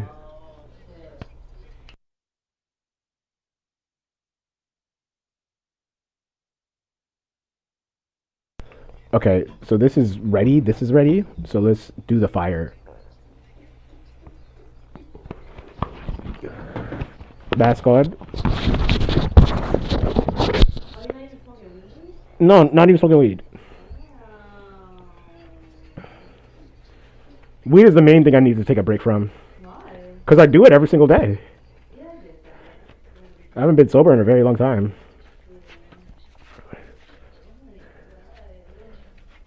So we're going to set this up. We're going to prop it.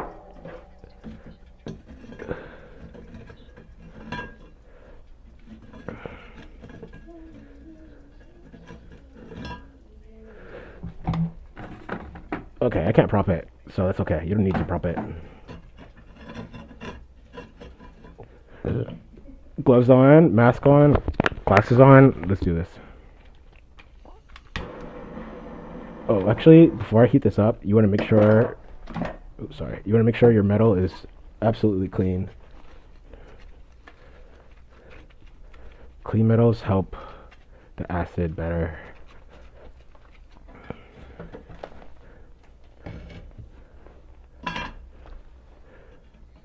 So we're gonna heat this metal up, And we're going to heat it up mostly on the side that we scribed on. So we're annealing it first to help cut the metal. Annealing it is going to help the metal cut easier. It's a lot easier to cut. It's a lot easier to work with metal once you anneal it to a significant temperature. And right now, I'm just annealing it till it turns red hot. So just go over it a few times. With larger pieces of metal, with thicker pieces of metal, it takes longer to heat it up. And this is what I'm talking about, like fire stain. All this stuff right here, depending on it, depending on how you like file it and polish it, all this stuff will stick to the metal. So you want to heat it up nice and hot, get it red hot.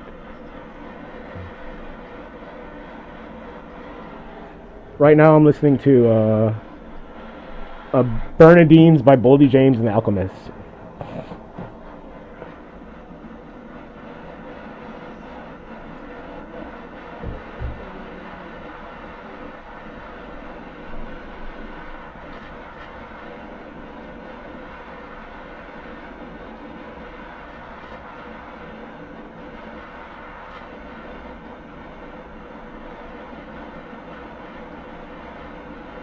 So it takes a while. I'm going to get all the metal red hot. I'm mostly focusing on the area that I scribed on.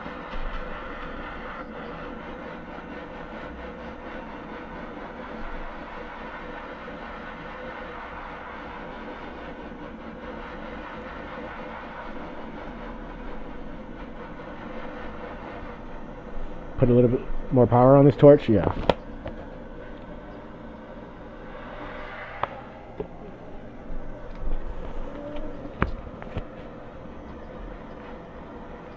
We're just about there. This is where a lot of the fire stain occurs in this darkening stage. You can see how the metal is all dark, but you could also use fire stain as a creative element to add color and texture to your metals. So it's not always required that you take the fire stain off, but if you want like a high degree polish, you'll want to remove the fire stain and coat it or dunk it in acid.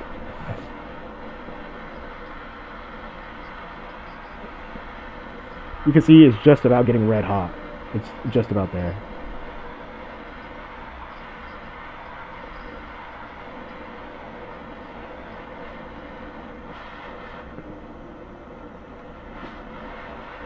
You see, it's just now getting there. It's a very long process depending on how big your metal is. So you could definitely cut your metal first and then anneal it. But for me, this is an easier process. So that's just hot enough. It's just peaking on red hot. This is super hot, so you don't want to touch this. And I'm going to dip this whole plate into my acid solution. You hear that? You hear that? There we go. Once it stops bubbling, you're good to go. And as you can see, we're back to a bright red copper. And this is what I mean. This is fire stain and all that stuff. But since the acid solution is going to make that easier to take that off. So we got the acid solution on there. Now we're going to dunk it in some water to remove the acid. Clean off the acid. Now we have bright red copper again. And acid compounds could change the look of your metal a lot. Sometimes people use that to their advantage. Like if you have silver or sterling silver and you dip it in an acid compound, you get what's called frost. Like your entire metal will be all frosty and white. That's the acid on the metal. And it sometimes looks really cool. It's called white metal, white silver. It's really cool. So now we're going to locate our thing right here is where we scribed at, and that's how we're going to cut. So let's cut. See how much easier that is to cut? Like butter.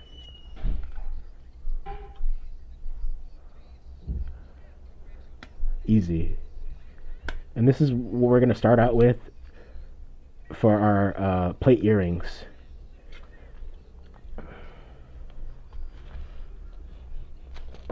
Look at that. Too easy. So we got our flat earring for our copper. I mean, it's not flat yet, but a little bit of hammering, it's going to be flat. So let's do that. So now that it's all nice and annealed, it should be easier to hammer. It was easier to cut, and it'd be easier to shape. But we're not having, the only shape that we need in this one are a rectangle. So I'm going to mute the mic for a second because the banging is loud. This is a ball peen hammer. You want to use a wooden hammer or a rawhide, wooden or a rubber mallet for hammering. You need a lot of different hammers in this work. You don't need a lot of different hammers, but depending on the texture or the shape you're trying to achieve, you might need different hammers. But you could really just do this with the basic hammers. But I'm using a wood mallet.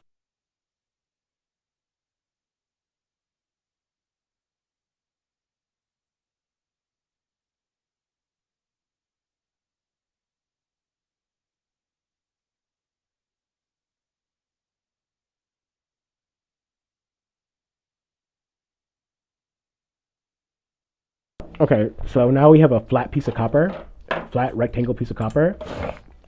This is still kind of malleable right now, so we're going to use our reference sheet that we cut to scribe another piece and cut that.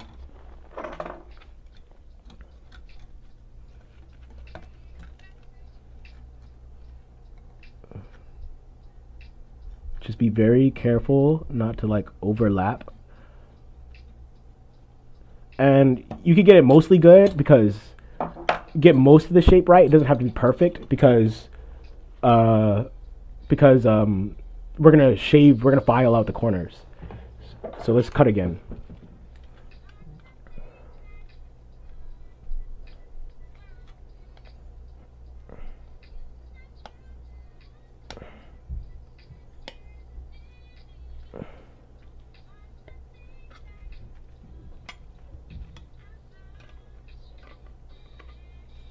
So this piece is a little bit less malleable because it's cooling off. So it's a little bit harder to get the cut I need.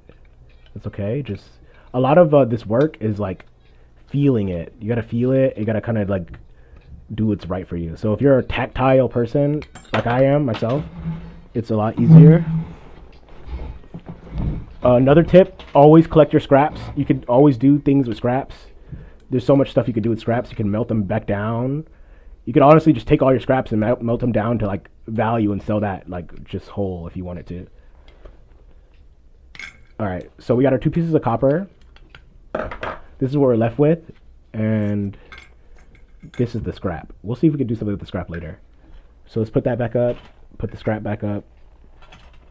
Now we have our basic 2 sheets of copper that we're gonna use for the earrings. So let's hammer this one down flat again.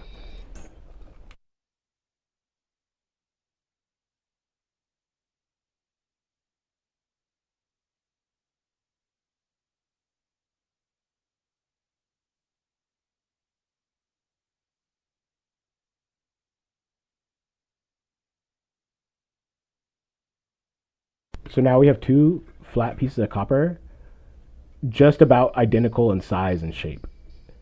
The next step we're going to do is we're going to anneal them again. We're going to heat them up again, and then we're going to go into our stamping portion.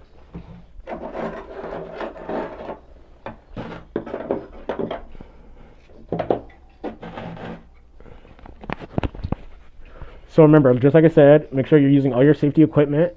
Make sure that your pickle is hot. And we're just gonna heat these up. I'm gonna use a tweezer just to...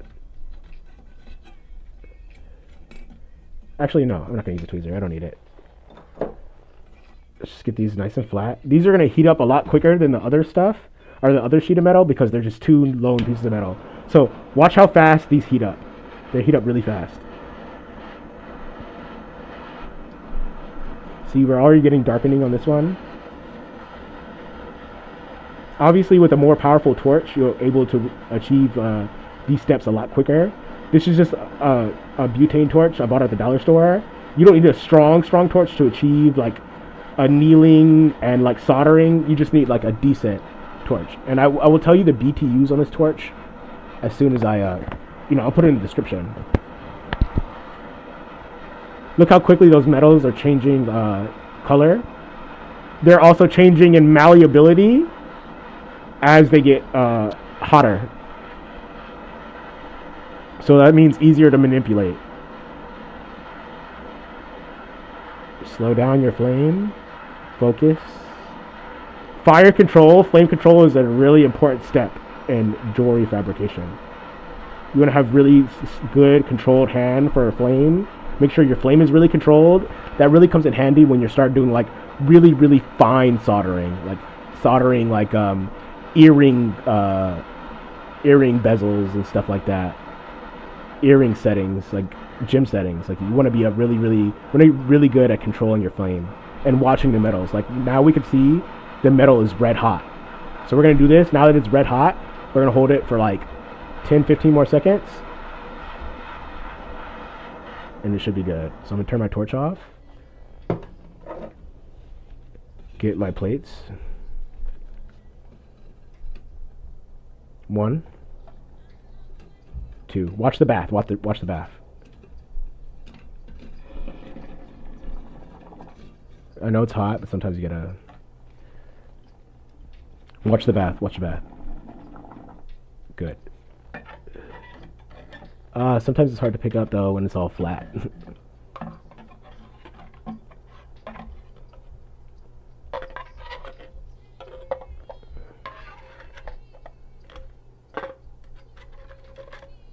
Alright, we got one piece and dunk it in the water. 2 pieces, dunk it in the water. So now, let me think. I think we're done with this. I gotta think about the process in my head. Stamping. Yeah, okay, we're done with this. So I'm gonna set this up. Always keep your workstation clear. If you don't need something, put it back up. If it uses heat, turn it off.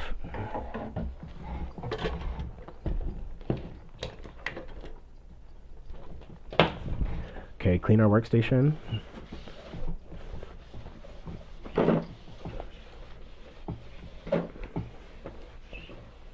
Okay, let's check on our 2 pieces of copper.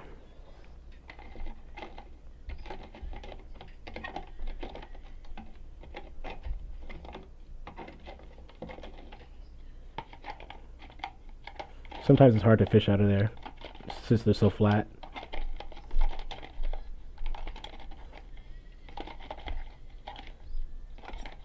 Alright, I'm going in there, guys.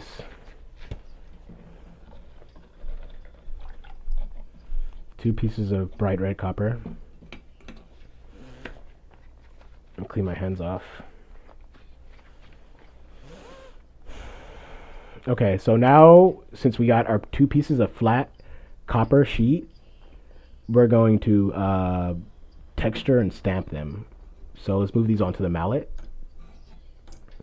Or what's it called? Anvil.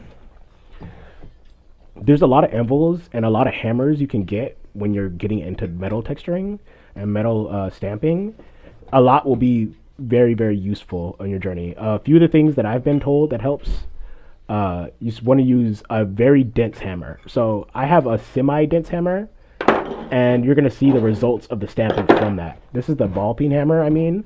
It's a decent hammer for stamping, but you want something dense and large. The larger and denser the metal of your your hammer and stamp, the better impression you'll get. What I mean by dense is, I think this is made of steel. I'm not sure. I'm just gonna assume it's made of steel. It doesn't say.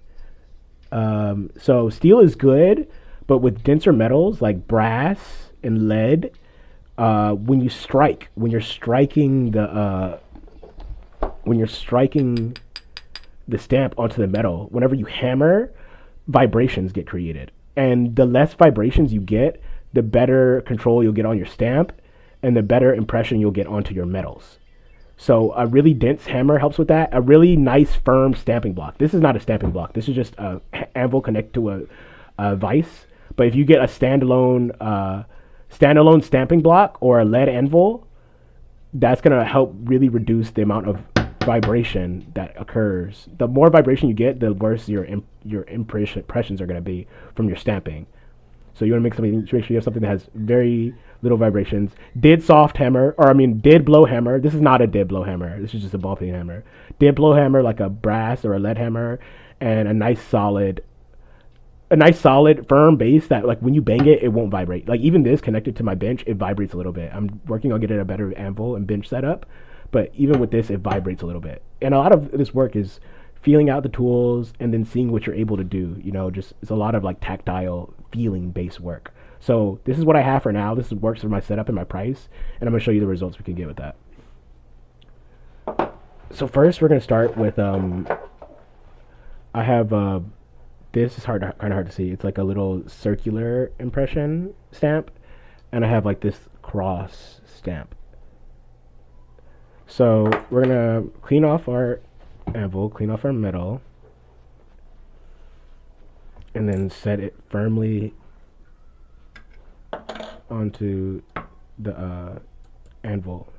So we're gonna start with our circle stamp, and then we're gonna add impressions onto the corner. So hold your stamp very firmly, make sure it's steady in your hand, and then hit once. Make sure you have good, make sure you can feel it locked in. Thank you. And then hit a second time to secure the image. It's kind of hard to see, but it's right there.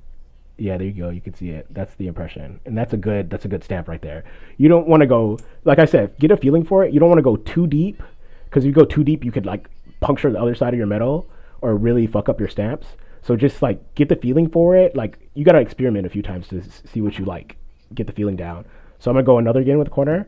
One tap and then another tap. Okay, there's a good stamp right there too. Let's go with the other one, corner. One stamp. Second stamp. All right, this one too. Sorry if that's loud too. I know it's loud. Just one stamp. Another stamp. And then we have 4 corners on our square, as you can see. Now we're gonna move on to the cross stamp. So like you do, clean off your station. Anytime there, like you want to clean it off because you want any like dust or small particles getting on the bottom of the anvil, because that'll like mess up the vibration. So center it again, make sure it's flat. Take your stamp, make sure you identify the front and the back of your stamp. I'm gonna put that right here. I'm gonna put it on the sides. So one hit, second hit. When you hit it, you're gonna feel like the first time you hit it, you smack it good, you're gonna feel your stamp lock in. That's stamp locking into the metal, and that's when you do the second stamp to get it like really secure. One stamp, 2 stamp. And again in the middle right here. One stamp, 2 stamps. And again up here, 1 stamp, 2 stamps. Now I'm kind of moving fast, but you really want to take your time with these things, just to like demonstrate, but you could kind of see the crosses on there. So now we're going to go to the difficult part, which is getting the big stamp. Now the difficult thing with big stamps, with very detailed stamps, this is my logo and a stamp, sometimes it's hard to get a full impression on there. So what you could do is, obviously all the tips I listed before, having a really good hammer, having a really good anvil, little vibration, a good steady hand. You can see even now my hand is a little shaky. You want to have a really steady hand. And then when you're hitting with these, the really detailed stamps, you want to hit once to lock in. See, irony is I hit, it vibrated, it scooted a little bit. So when I do this again, it's going to leave a double impression. So you want to really watch out for those. That's why having a steady hand and a really solid workspace and tools help. And then I'm going to hit it again to lock it in. Yeah, so even with that, that's why with like really fine print stamps, you want to get all those things I listed before to really help the image, because it's really hard. As you can see, like I just barely stamped it, and you could just barely see it right there. So all those things I listed before will help you get your image better. And I don't have all those things right now, so like I said, working with what you got is also really important. So this is our first earring right here, and we have 3 more steps. We just shave off the corners. We're gonna round out the corners, and we're gonna put the hole in for the jump ring. We're gonna create the jump rings, and we're gonna put the earring in there. And then the last step is obviously optional, like polishing and everything. We're gonna get onto that, but let's work onto our other sheet. Oops. So clean off your surface. Clean off your sheet of metal.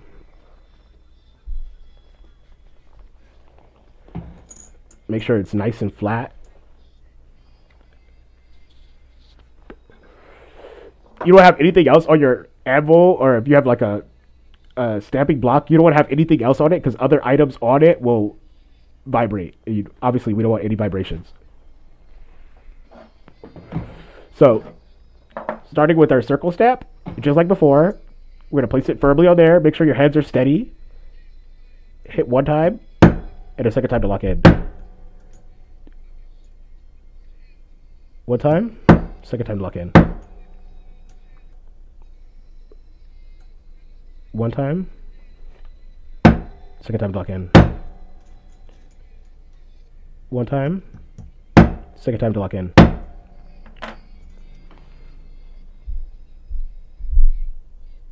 You can see the circles on there. All right, let's do it again with the cross. One time, second time to lock it in.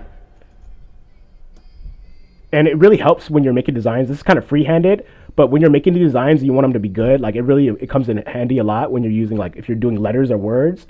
You use your scribe to make lines perpendicular and even, and then you make lines to where all your letters will be in place. It's like kind of like how, like, if you were learning how to write English or learning how to write like a new language, and you have to like draw all your letters into those lines.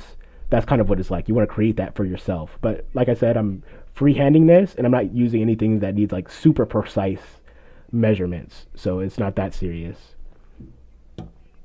One, second time to lock it in. One, second time to lock it in. Once, second time to lock them in.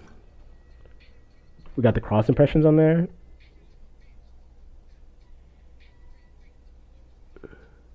Now let's put the sign on there. Like I said, this is always the hardest stamps. Your hardest stamps are going to be your most detailed stamps.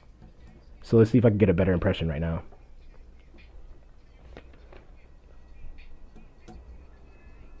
Always make sure your stamps are upright, facing the right direction. They usually add a little bevel on one side to show you what direction your stamp is facing. So this is indicating that it's pointing towards the bottom. Once, second time to lock it in. See, that one was a little better, but still. But that's that part done. So now that we got both of the stamps on our two rectangular earrings, we're good with that step. So the next step is going to be filing down the edges. So let's put away all our tools that we don't need. We're not going to need the stamps anymore, so let's put those away. It really helps to just clean as you go, put away all your tools, because there's been so many times where I've like been doing work and haven't been organizing while I go, and then it's so hard to find things. So always organize as you go. Before I move to the next step, let's drink some more water. I always want to drink some more water.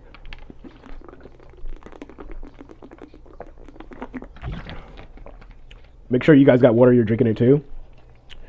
Right now I'm listening to New Socks by BSDU. BSDU is awesome. They do a lot of remixes on like normal rap songs. BSDU, just like that.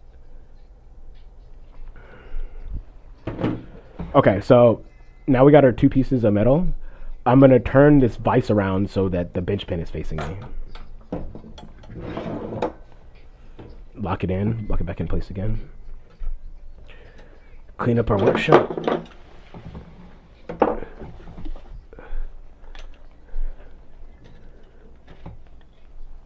Put up our tweezers. We're not going to eat those.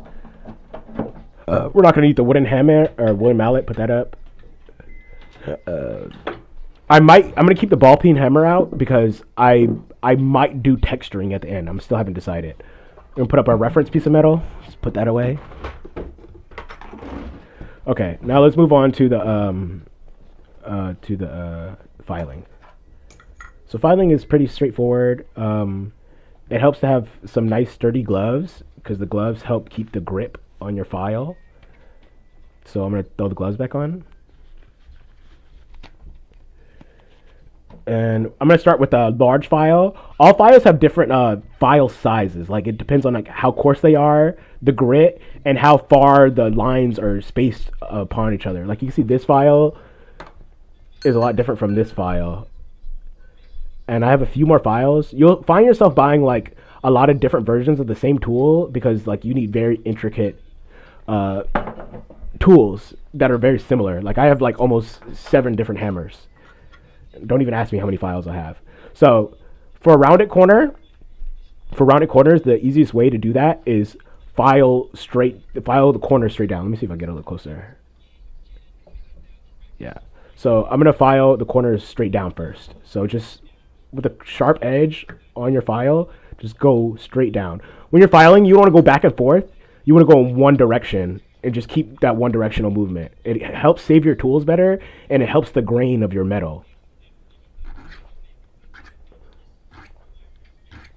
Or go forward, you know?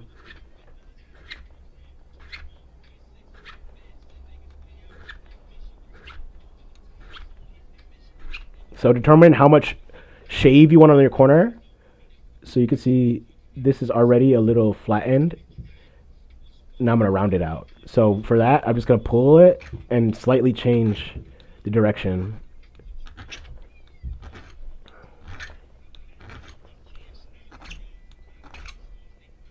Yeah, look at that already.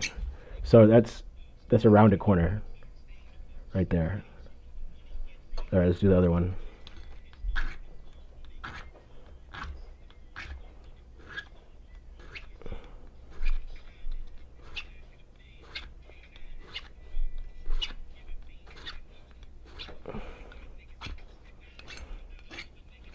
I'm going to file down the top part too.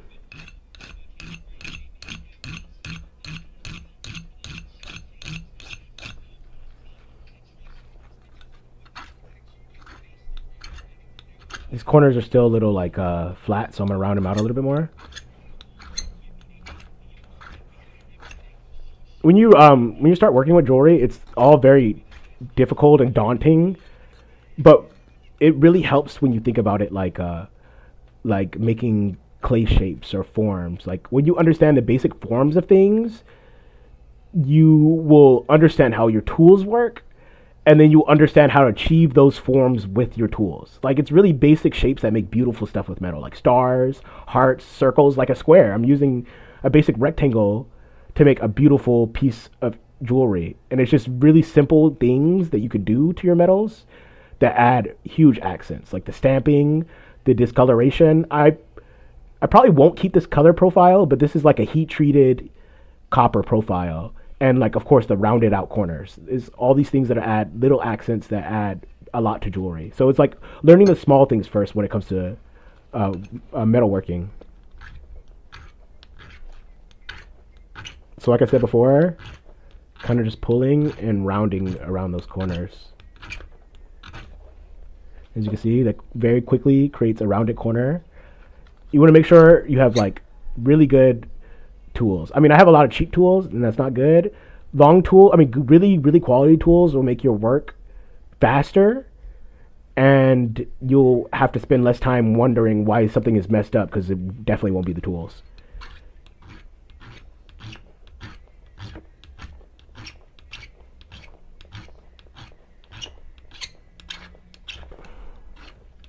Always, I get a lot of my tools from Amazon. The main place you want to buy your tools is Rio Grande. It's a jeweler's website. It's amazing for tools. But I get a lot of my stuff on Amazon right now. And if you're buying from Amazon, you really want to make sure your products are American, German, or Japanese. Unfortunately, a lot of the stuff that comes from China is like not great tools. I have a lot of tools that I bought that are like Chinese. No shame against the Chinese, bro. I appreciate everything that they do for us. Yeah, but a lot of the tools just are really poorly made, and a poor quality tool will really keep your work. It'll keep you from progressing as an artist, especially in jewelry making. So, as you can see, we have the rounded out corners. We just want the basic profile. A lot of the finer details will be in our last stage of polishing. So that's our basic copper earring shape. So let's move on to the next one.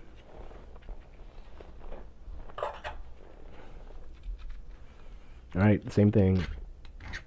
Round out those corners. Move that copper with you and make sure you're swiping downwards. Right now, I'm listening to Down in Brazil by Michael Franks. Beautiful artist that my mother put me onto. incredible artist. This is his acoustic version of Down in Brazil. So if you search it up, make sure you search it up on YouTube and find the acoustic like version that he performs, because it's like so much better than the produced version. Okay, let's round out those corners.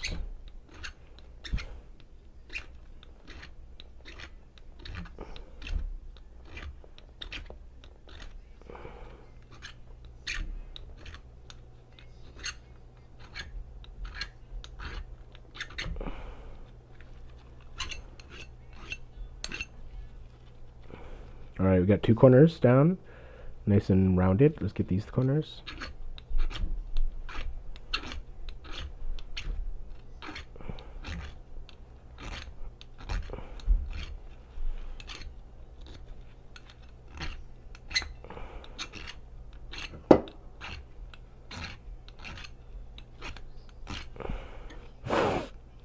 This corner is a little stubborn, so just keep working with it. Get the top a little bit. All right, 3 rounded corners. Let's get this last one.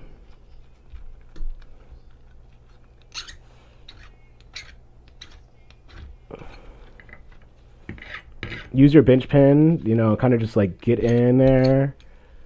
Like I said, it's really like a feeling for this, so just like find where your comfortable spot is and like really work on it. There's a lot of tools you can get to help with this process. I forgot what this thing is called, but it's like a clamper. And you could just clamp a piece right there, and then you could slide. You have this wedge piece. Let me find it right here. This wedge piece right here, and you could slide that in there, and that helps so it's like secure while you're working. I don't like using this thing a lot. I like really using my hands, but this really comes in handy for certain projects. Like I said, I don't really like using it, but for stuff like this, I'd just like rather use my hands. But like I said, find your tools, find what's comfortable for you. Find a comfortable way to replicate a certain task to make them easier. Like that's what we did, and I learned a lot of these skills I learned in like culinary school, and working culinary is a lot of the same things. Like you want to get all your tools in order, your mise en place, get all your ingredients in order, get in order a system that lets you best replicate a dish. It's the same with jewelry. Get together a system that lets you best replicate your piece or your piece of art. So we got these all nice and rounded out. They're flat. It's really hard to see the impressions on them because of the camera quality and because of the fire stain that's on them. So what we're gonna do now is we're gonna imprint holes. Sorry, make sure it's the right way. We're gonna put holes into these, and we're gonna put the jump rings on there. So to punch holes, you're going to want to need a nice pointed tool. I use my scribe tool. You could even just use a nail, just something with a nice sharp point. I've even done this with just like nails before. And you're going to find your center, or not the center, but so I'm putting the jump ring at the top. So I'm going to locate the top. Press it deep in there, and we make sure if you're hammering with a scribe to get a hole, obviously you could just drill it too. Drilling is going to be easier, but I'm just trying to show you the easiest, the cheapest method. So imagine if this was a nail, I'm using a scribe. You just want to hold it down there just like you're stamping, and you want to stamp or like hole punch onto like a soft or wooden surface, because if it's something like mallet, it's gonna dent the sharpness of the punch. So yeah, just like I had before, take it, make sure you're nice and steady, and I'm gonna hit the top a few times. As you can see, you get a nice hole right there. Let's do the second one. Make sure you're upright. It's so annoying if you get a hole at the wrong place. And then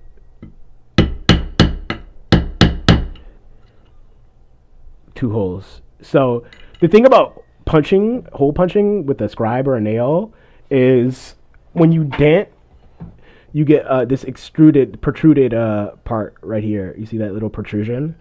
And that's the downside to punching with nails as opposed to just drilling it. But I'm gonna show you how we can fix this. So you can see they're like slightly dented.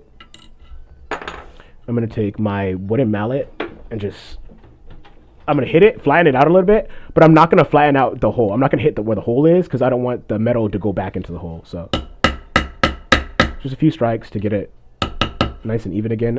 As you can see, I'm not hitting the hole. Same old thing over here. Just hit it a few times, get it nice and even. So now we have 2 flat pieces of our copper with our holes on top. And it's kind of hard to see the holes. But now what we're gonna do is I'm gonna go through with a needle point diamond drill bit. As you can see, any of these will work. This one back here will work. This one in the middle right here will work. Anything that's like needle like sharp, so I could stick that in there. I'm actually going to use this one that I was already using.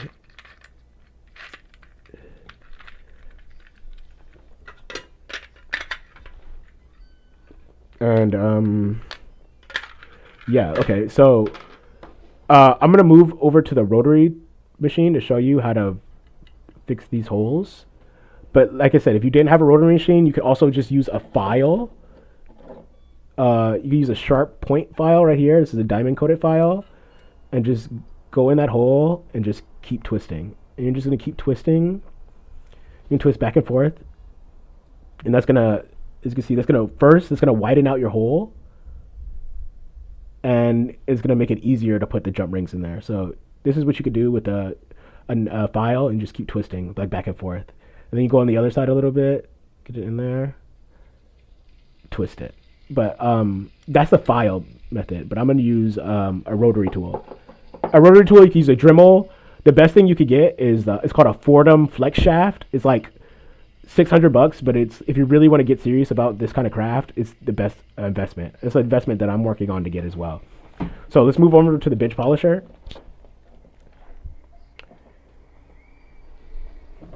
So this is the bench polisher right here. Right now it has my brass head attachment. This brass scrubber attachment, you can see it's like hard brass thing sticking out. This is really good for polishing and taking off the fire stain. I can show you a little bit of that right now. I'm going to slightly put myself on mute because this is a very loud machine. So you hit the safety switch and there'll be like a red dot. See that it's on. Always pay attention to that because you don't want this thing to be on and then you accidentally touch it and then you like get something caught in there. So really pay attention to any power tool. Make sure your focus is 100%. I'm going to put my gloves back on.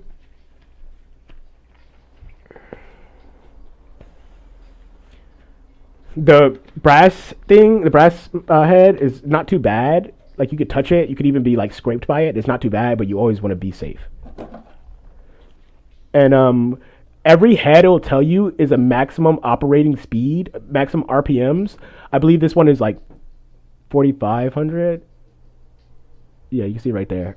So always observe the max RPM of your tool, and always observe the max RPM of your machine. This machine, this bench polisher right here, it goes up to 10,000. So 4,000 will be like somewhere in the middle point. So I'm gonna make sure I don't exceed that so I don't ruin the brass head. Always pay attention to your tools. Always perform maintenance on your tools. It's gonna make your job a lot easier. And like I said, when I turn this thing on, my focus will 100% be on this machine because you don't want your focus to be anywhere else while you're using power tools.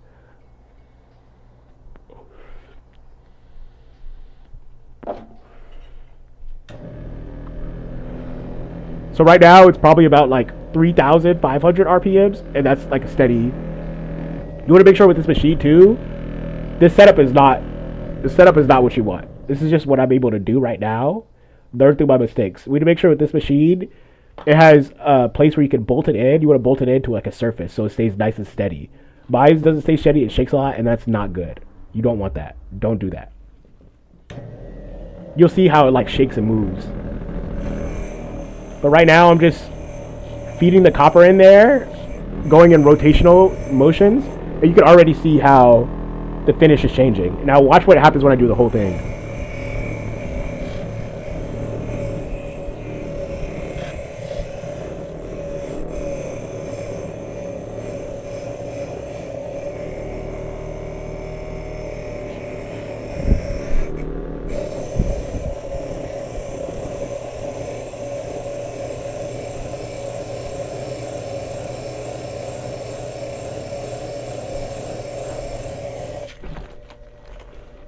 You also want to watch out. Make sure this is called a drill chuck attachment. Make sure they're very firmly connected to your base of your machine. You don't want anything flying off like you just saw right there. That's really bad. So let's make sure that's nice and secured. Okay, let's get back to it.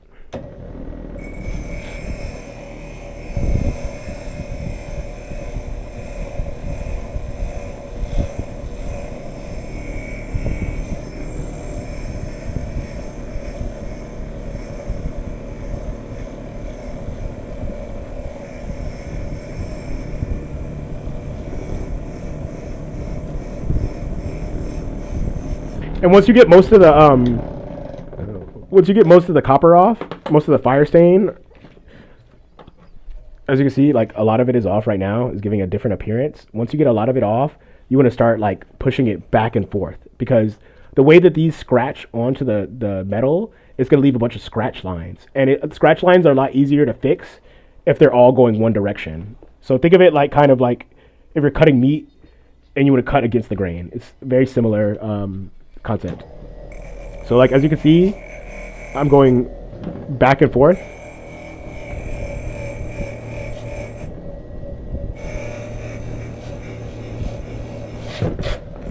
Be very careful, guys. Be very careful.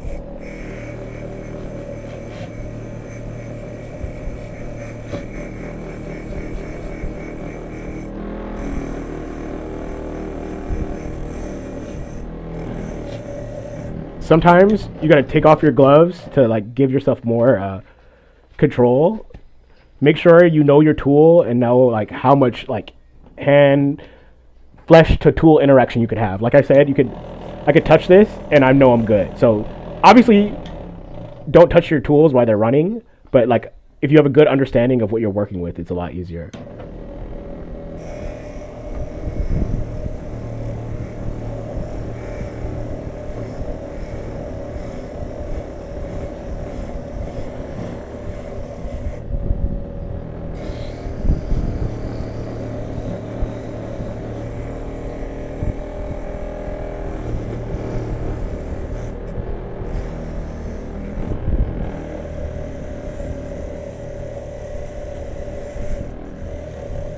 I'm moving it back and forth because this middle part is being a little stubborn. So I'm moving back and forth to get that middle part, and then I'm just going to keep up and down.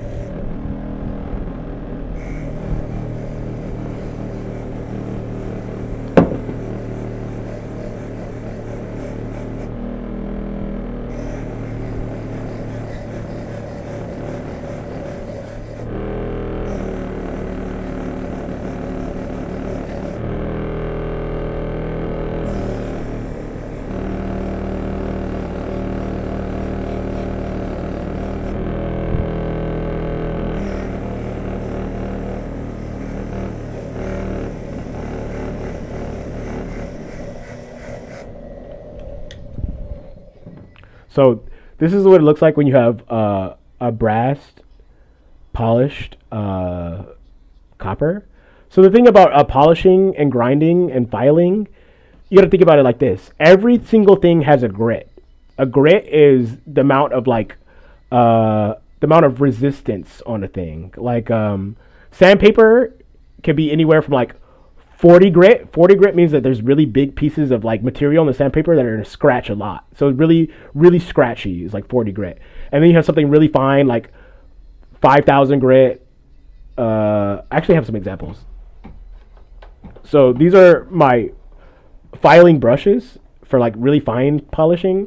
As you can see, this one is 1500.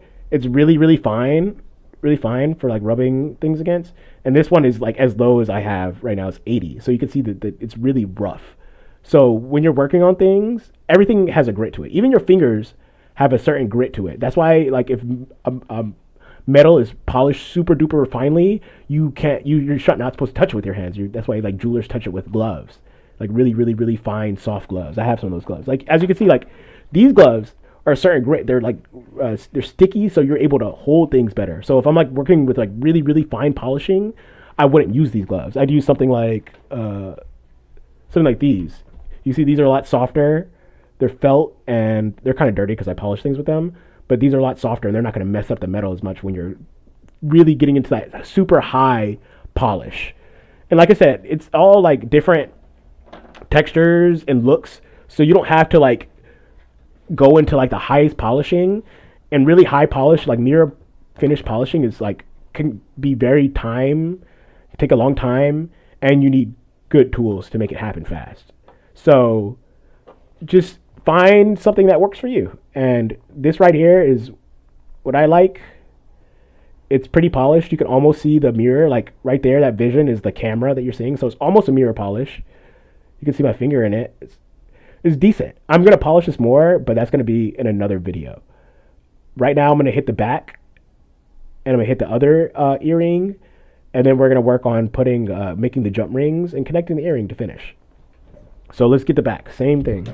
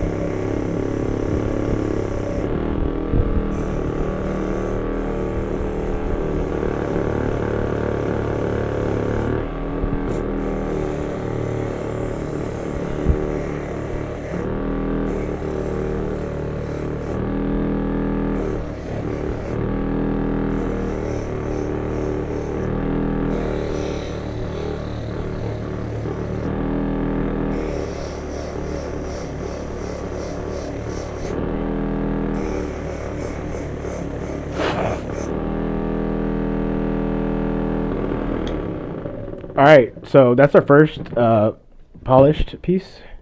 So this is gonna be the end result. I gotta put the jump ring and the earring in there, of course. I'm liking this flat profile I have. It's really nice, but I'm thinking I want to round them out a little bit more so they look like shields. So I'm gonna finish the second earring, and then I'm gonna show you how to round them out. So this is the second one. You see it's like all muddy and everything. So we're going to get started on this piece right now. I'm just going to go get some more water and use the bathroom real quick.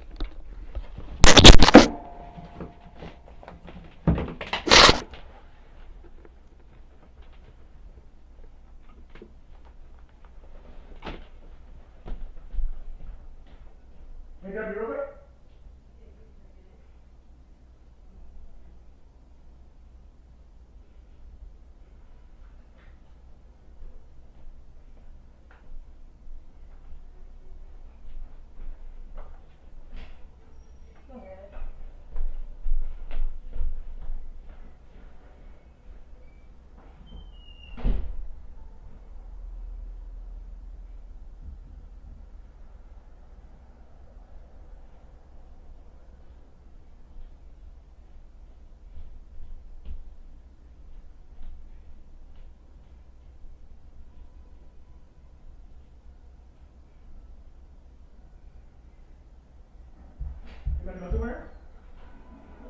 Oh, fuck yes! See if you can bring them over afterwards. Yeah, hopefully.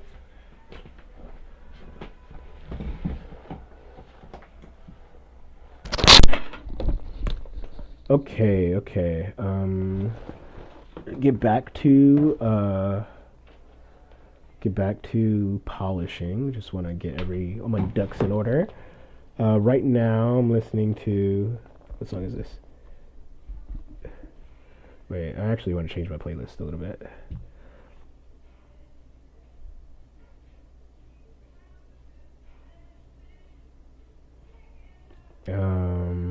Sorry, I'm just trying to get my music together. Right now, I'm listening to Benny the Butcher and Boldy James. This is Weekend in Paris. Weekend in the Paris. It's a really great song. Always when you're listening to songs by Alchemist or Boldy James, try to find the alternate intro because they're like way better.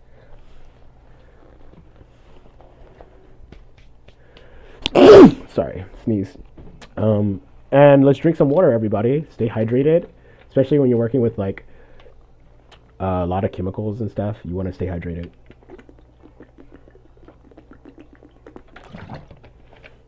When you're working with power tools, you want to stay hydrated and focused so your mind is keen. Also, a thing I forgot to mention, whenever you're leaving your station to use a bathroom or whatever, always make sure your power tool is turned off because you don't ever want this. Once this red dot is activated, all this has to do is just turn. So you get a lot of situations where you thought this was off and then you actually turn it and then you got a running power tool, and that's not good if you're not using it. Never have a power tool activated if you're not actively using it. That's why it's off right now.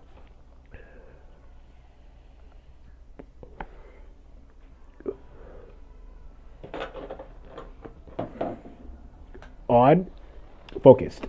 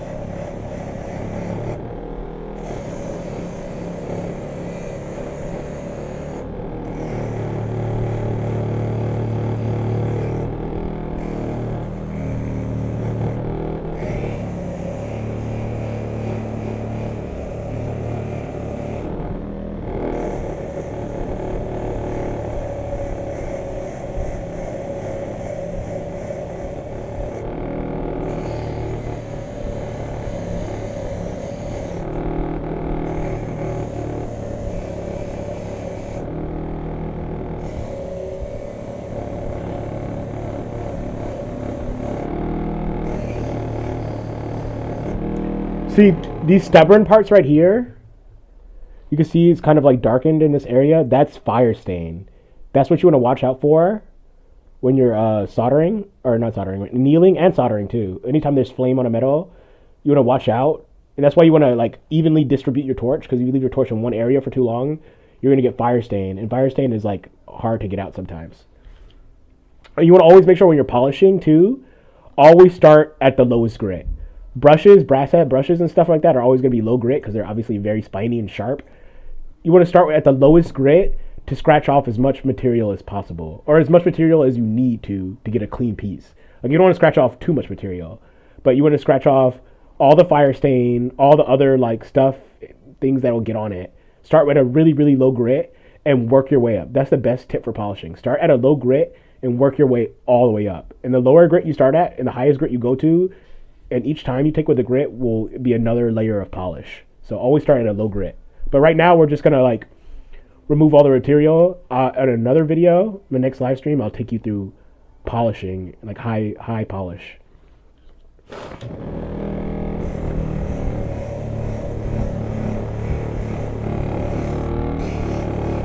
So I'm working back and forth, going up and down to like get that fire stain out.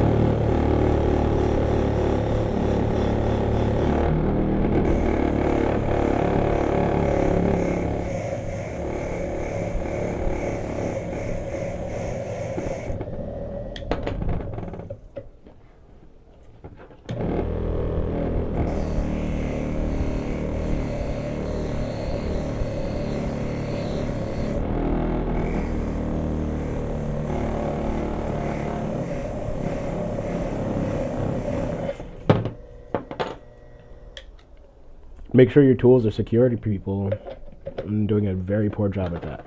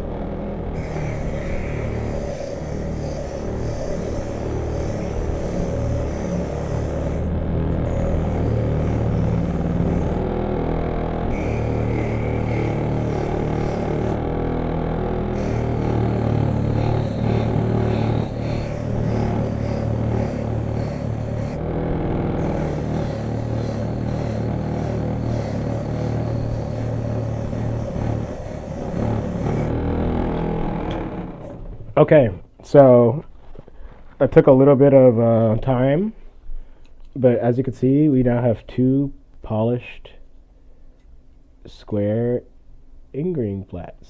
Yay! So now what I'm going to do is I'm going to show you how to shape these. We're going to shape them into like shield shapes. So let's do that.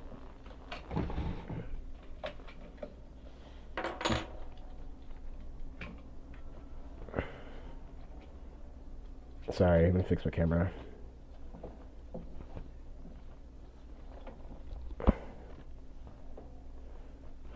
Okay. Power tool is off. Cleaning my bench up. Do you have any pens? Girl, come on. I haven't in a long time. I know, I think you usually have like a bullet full. I know. I haven't been in a season in a while.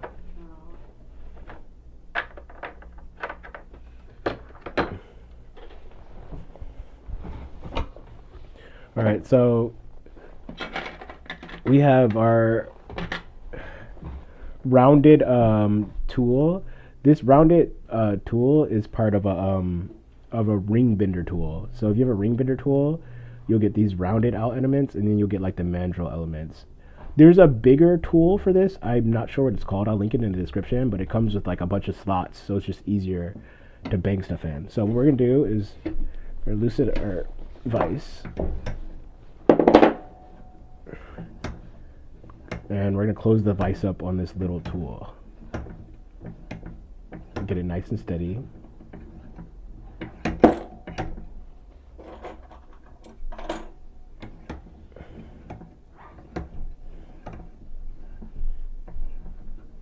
And make sure it's nice and secure. You don't want this jumping around at all.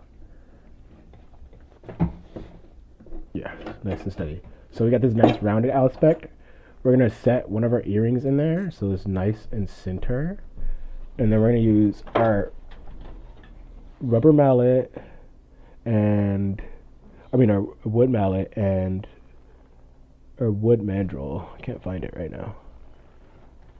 Where is my mandrel? This is why it helps to keep everything organized so you're not looking for things.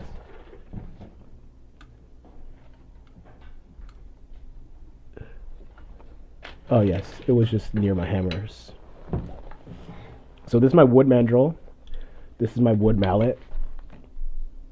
And what we're going to do is very carefully place the mallet. Okay. Right here. Okay. Oh. Thank you. Guys, I'm sorry. Look at this. Wow. Yeah. Yeah. Yeah. A lot of people are missing out right now. Support my guy. Support. Support my guy. Support. Support. Oh, that's for me. Look at her. Support the craft. I love you. I love Have a you. fun time. Thank you. You smell good too. Thank you. So center your piece.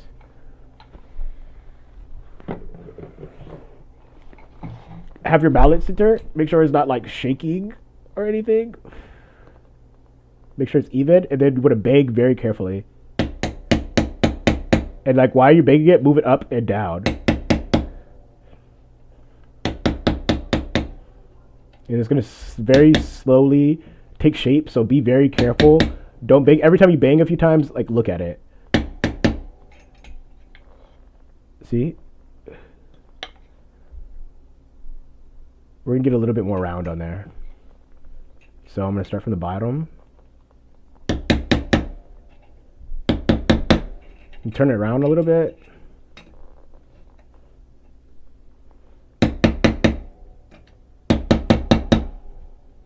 There we go. Got a rounded shape. All right, let's see the other one.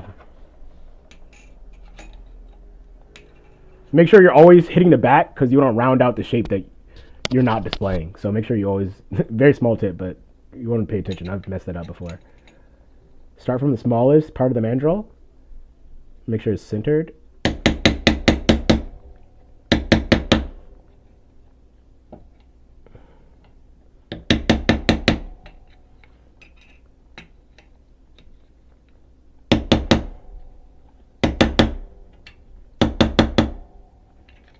All right, now we got two curved earrings. You want to be really careful how you bang because you can see like the curve is a little bit off on there. So let me try to fix that.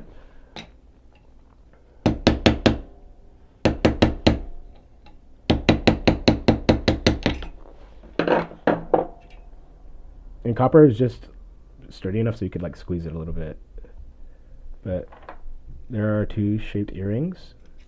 So now let's move on to the final step of our project, which is making the jump rings and the hole bigger. So we're good with this. This could go. Store that back up. And let's start with our jump rings. So I'm going to use this copper wire. I believe it's at 16 or 18 gauge. And then I'm going to get my pliers, my round nose pliers, the thinnest round nose pliers I have. You could also use 6-step pliers, which have 3 or 6 different widths of mandrel. I don't know how to call that, but you can adjust how big you want your jump rings. I want decently small jump rings, so I'm just going to use the the round nose pliers. So I'm going to straighten out my wire. This wire is pretty malleable. Copper is pretty malleable. Silver is pretty malleable too. Sterling silver can get a little bit harder, but it's all good. We can work with it. So we're just going to slowly turn that around the bottom of the wire until we get 4 loops. We got 2 right now. Let's do 2 more. Do 5 just to be safe because I'm only going to need 2 of these jump rings, but you never know. Like, I want them to be the best jump rings. So there you go. I got my spiral. You see the spiral right there? I twisted around the round nose plier. Now I'm going to get my cutting pliers.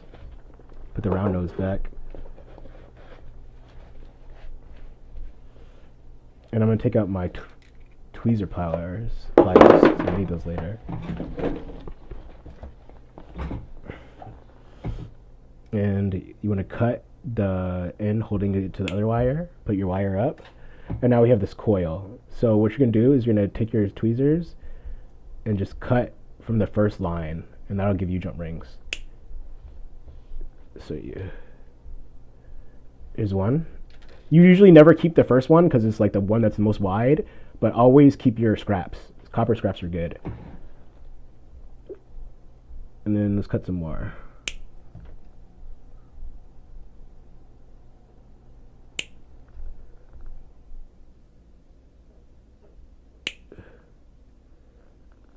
Okay, so we got 3 good jump rings. Like I said, we only obviously need 2, but it's good to have as many as you can. Keep the rest for scrap. So now what I'm going to do is just slightly flatten out these jump rings.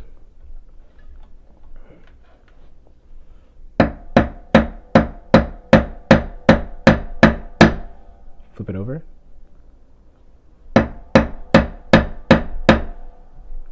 One flat jump ring. All right. Oh shit! I actually knocked that one down to the ground. So let's make 2 more. Flip it around. And as you flatten it, the ends are going to get a little bit wider. So we're going to need to adjust that in our holes in our earrings. So let's do this one.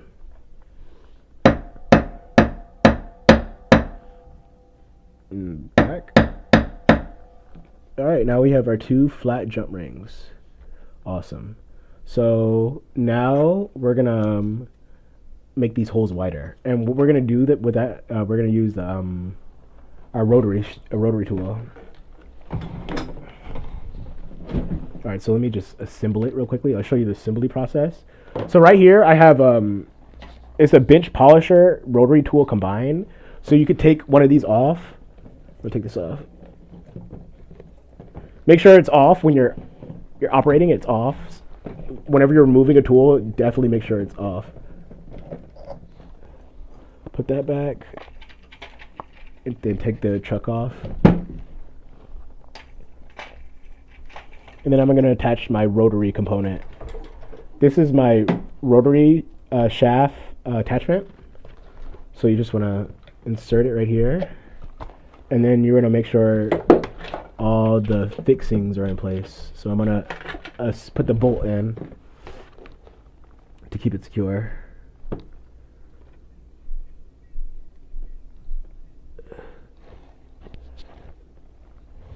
Okay, and then we're gonna use our needle point diamond file or diamond drill bit,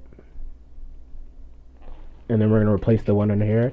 I had a sanding component on here earlier, and the sanding component is really good. Here, I'll show you an example.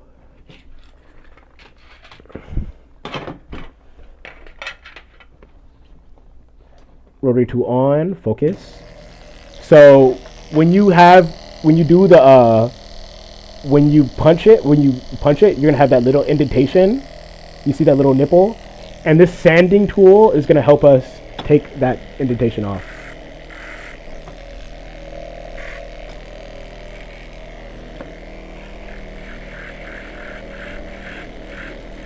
Just slowly brush up against that nipple just to remove the indentation. So it only takes a few swipes. Done. We get the other one.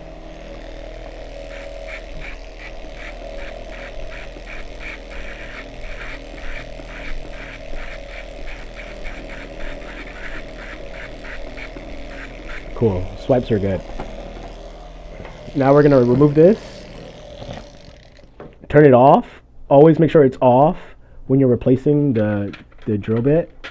Then I'm going to take my chuck key, locate the hole, and then just very easily remove that.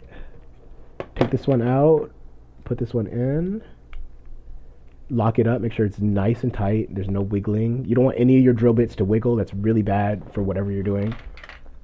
Make sure you have a very firm drill bit. I put the other drill bit up, I put the chuck up. Always put your chuck and key up and your drill bits up because they're so small, it's really easy to lose them. And I've definitely lost more than a few, so always put them up after you're done. And then look, I have the pointed needle attachment, and I'm gonna turn it on. Oh, turn my tool on, and I'm also gonna grab what is it? Where are you at? I'm gonna grab a little bit of burr wax. Right here, what I have is Burr Life Pepe Lube. Pepe Lube is great for buying tools, materials off of, and this lube helps you coat your drill bits in your lube, and it helps with the friction, and it helps keeping your tools sharp for longer. Because if you're drilling dry, if you're doing anything dry, it's gonna fuck up your tools and it's gonna mess up your piece. So you definitely want to keep things as lubricated as possible. So I'm gonna turn this really low. You don't need it really high. Just stick it a few times in your burr wax, and then I'm just really slowly gonna go into this hole just a few times. see it from the side. See how it's just entering the other side? All I'm doing is going there a few times just to widen out the hole. So you definitely don't want to force it in there. Just put it in there a little bit, take it out, put it in the other side a little bit, take it out. You want to be firm but gentle. Because you don't want to like strip your tools. You don't want to strip your drill bits or anything. I'm just trying to get that hole wide enough. So you can see it's pretty wide now. I think the jump ring should be able to fit through. So now we're going to do the other piece. Put your stuff in bird life. And just slowly go in and out. Just making that hole slightly bigger. Let your tools do the work. You don't have to be forceful. You can let your tools do the work.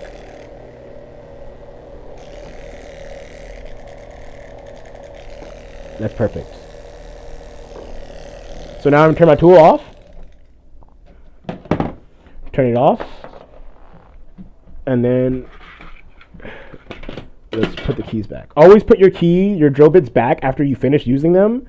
You don't ever want your rotary tool to be hanging with a thing on there. That's a really good way to mess up your drill bits.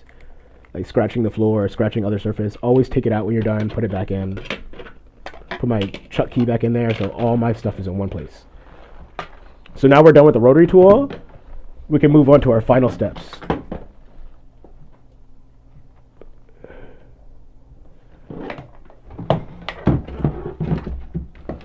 Alright, so now I got my 2 earrings. I got my 2 jump rings. Now I'm just going to get 2 earring hooks.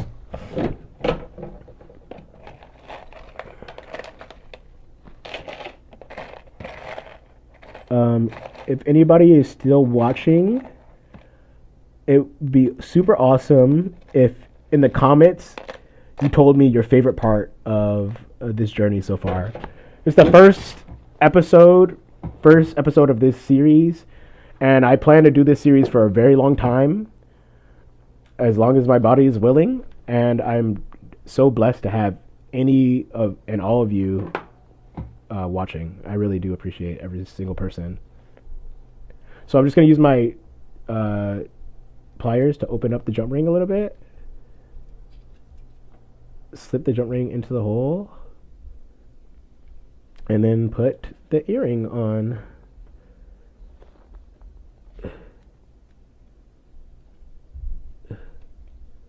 There we go. That's one.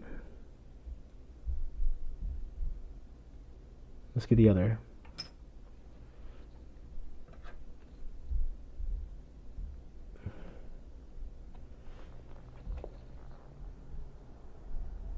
All right, got one.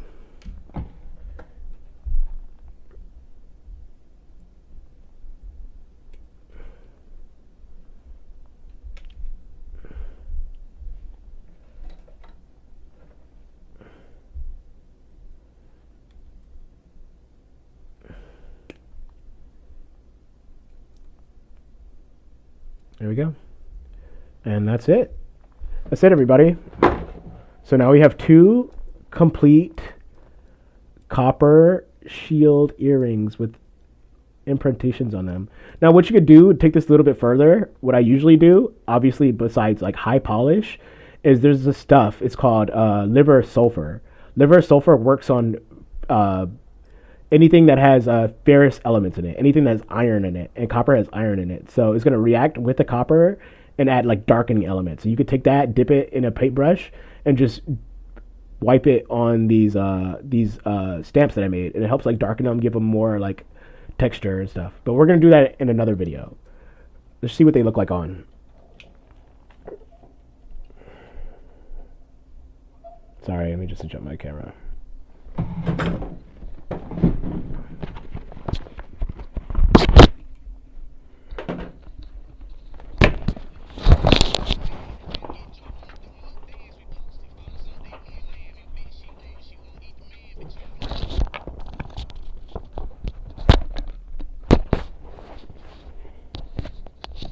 Alright, let's see what they look like inside.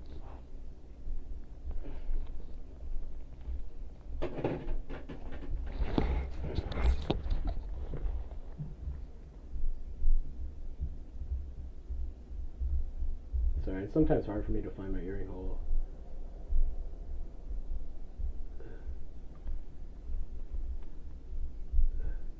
There we go. Look at that. Another thing you want to do, you want to make sure you put like your hook in the right way, because that's gonna obviously change the way that it displays itself. But you can see right there, very cute earrings. It's a lot cuter up close when you can actually see the details and stuff. But copper actually goes really, really well with dark skin. I have another one of these earrings I'll show you. They're the flat earrings that I made, so I can show you an example.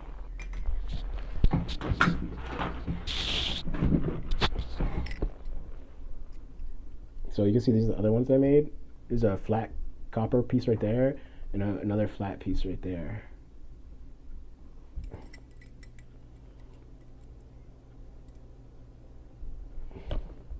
Yeah, you see, you get the flat profile, and then you have the curved profile. Like I've been trying to emphasize, there's a lot of options and exploration in this art, and every art is about discovering yourself through the process, discovering the world through the process, discovering other people through the process. It's a journey of empathy, understanding, and open-heartedness and open-mindedness. Like I truly believe the best artists are open-hearted, open-minded people. Doesn't mean they're always nice, but it's your ability to, like I said before, the connectedness of all things. The more you're able to see the connectedness of all things, the more you're easily able to empathize, and the more you're able to empathize with people who are different from you, the better understanding you get on this world, and the better understanding you get about yourself. And when you have a good understanding of yourself, I think that's when the best art is made.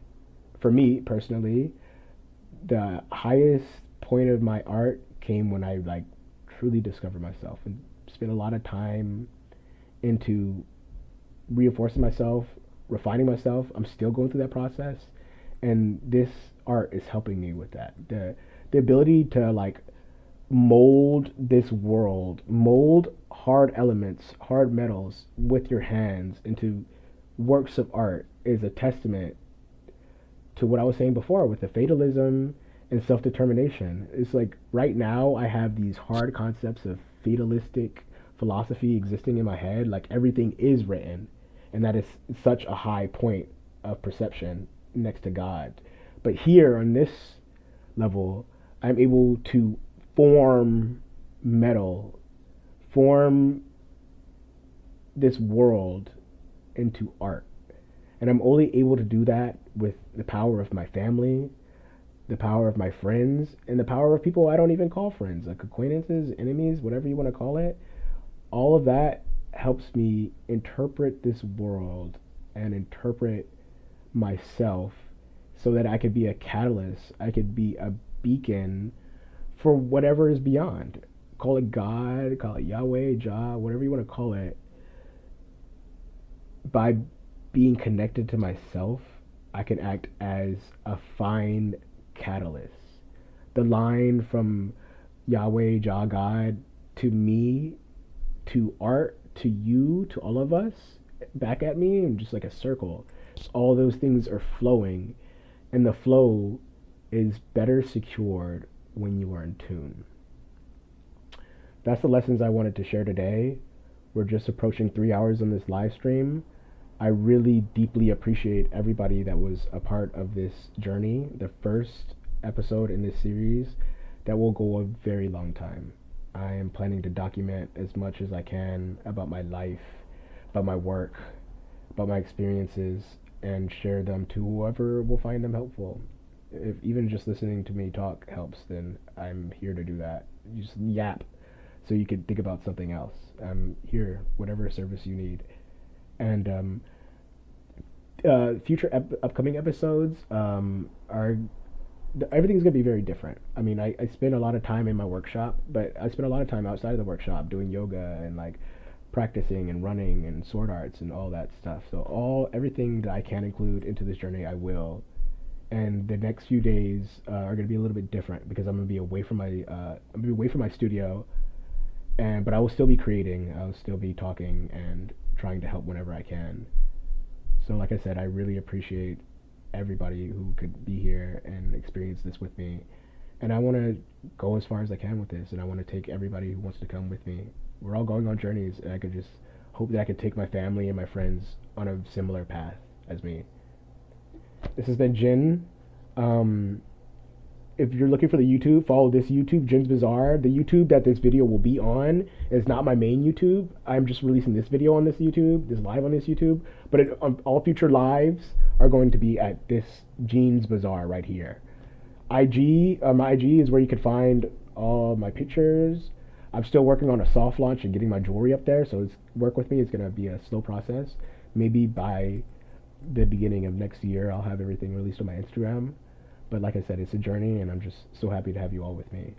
Thank you all once again. I hope you have beautiful days. And one last water. Let's drink.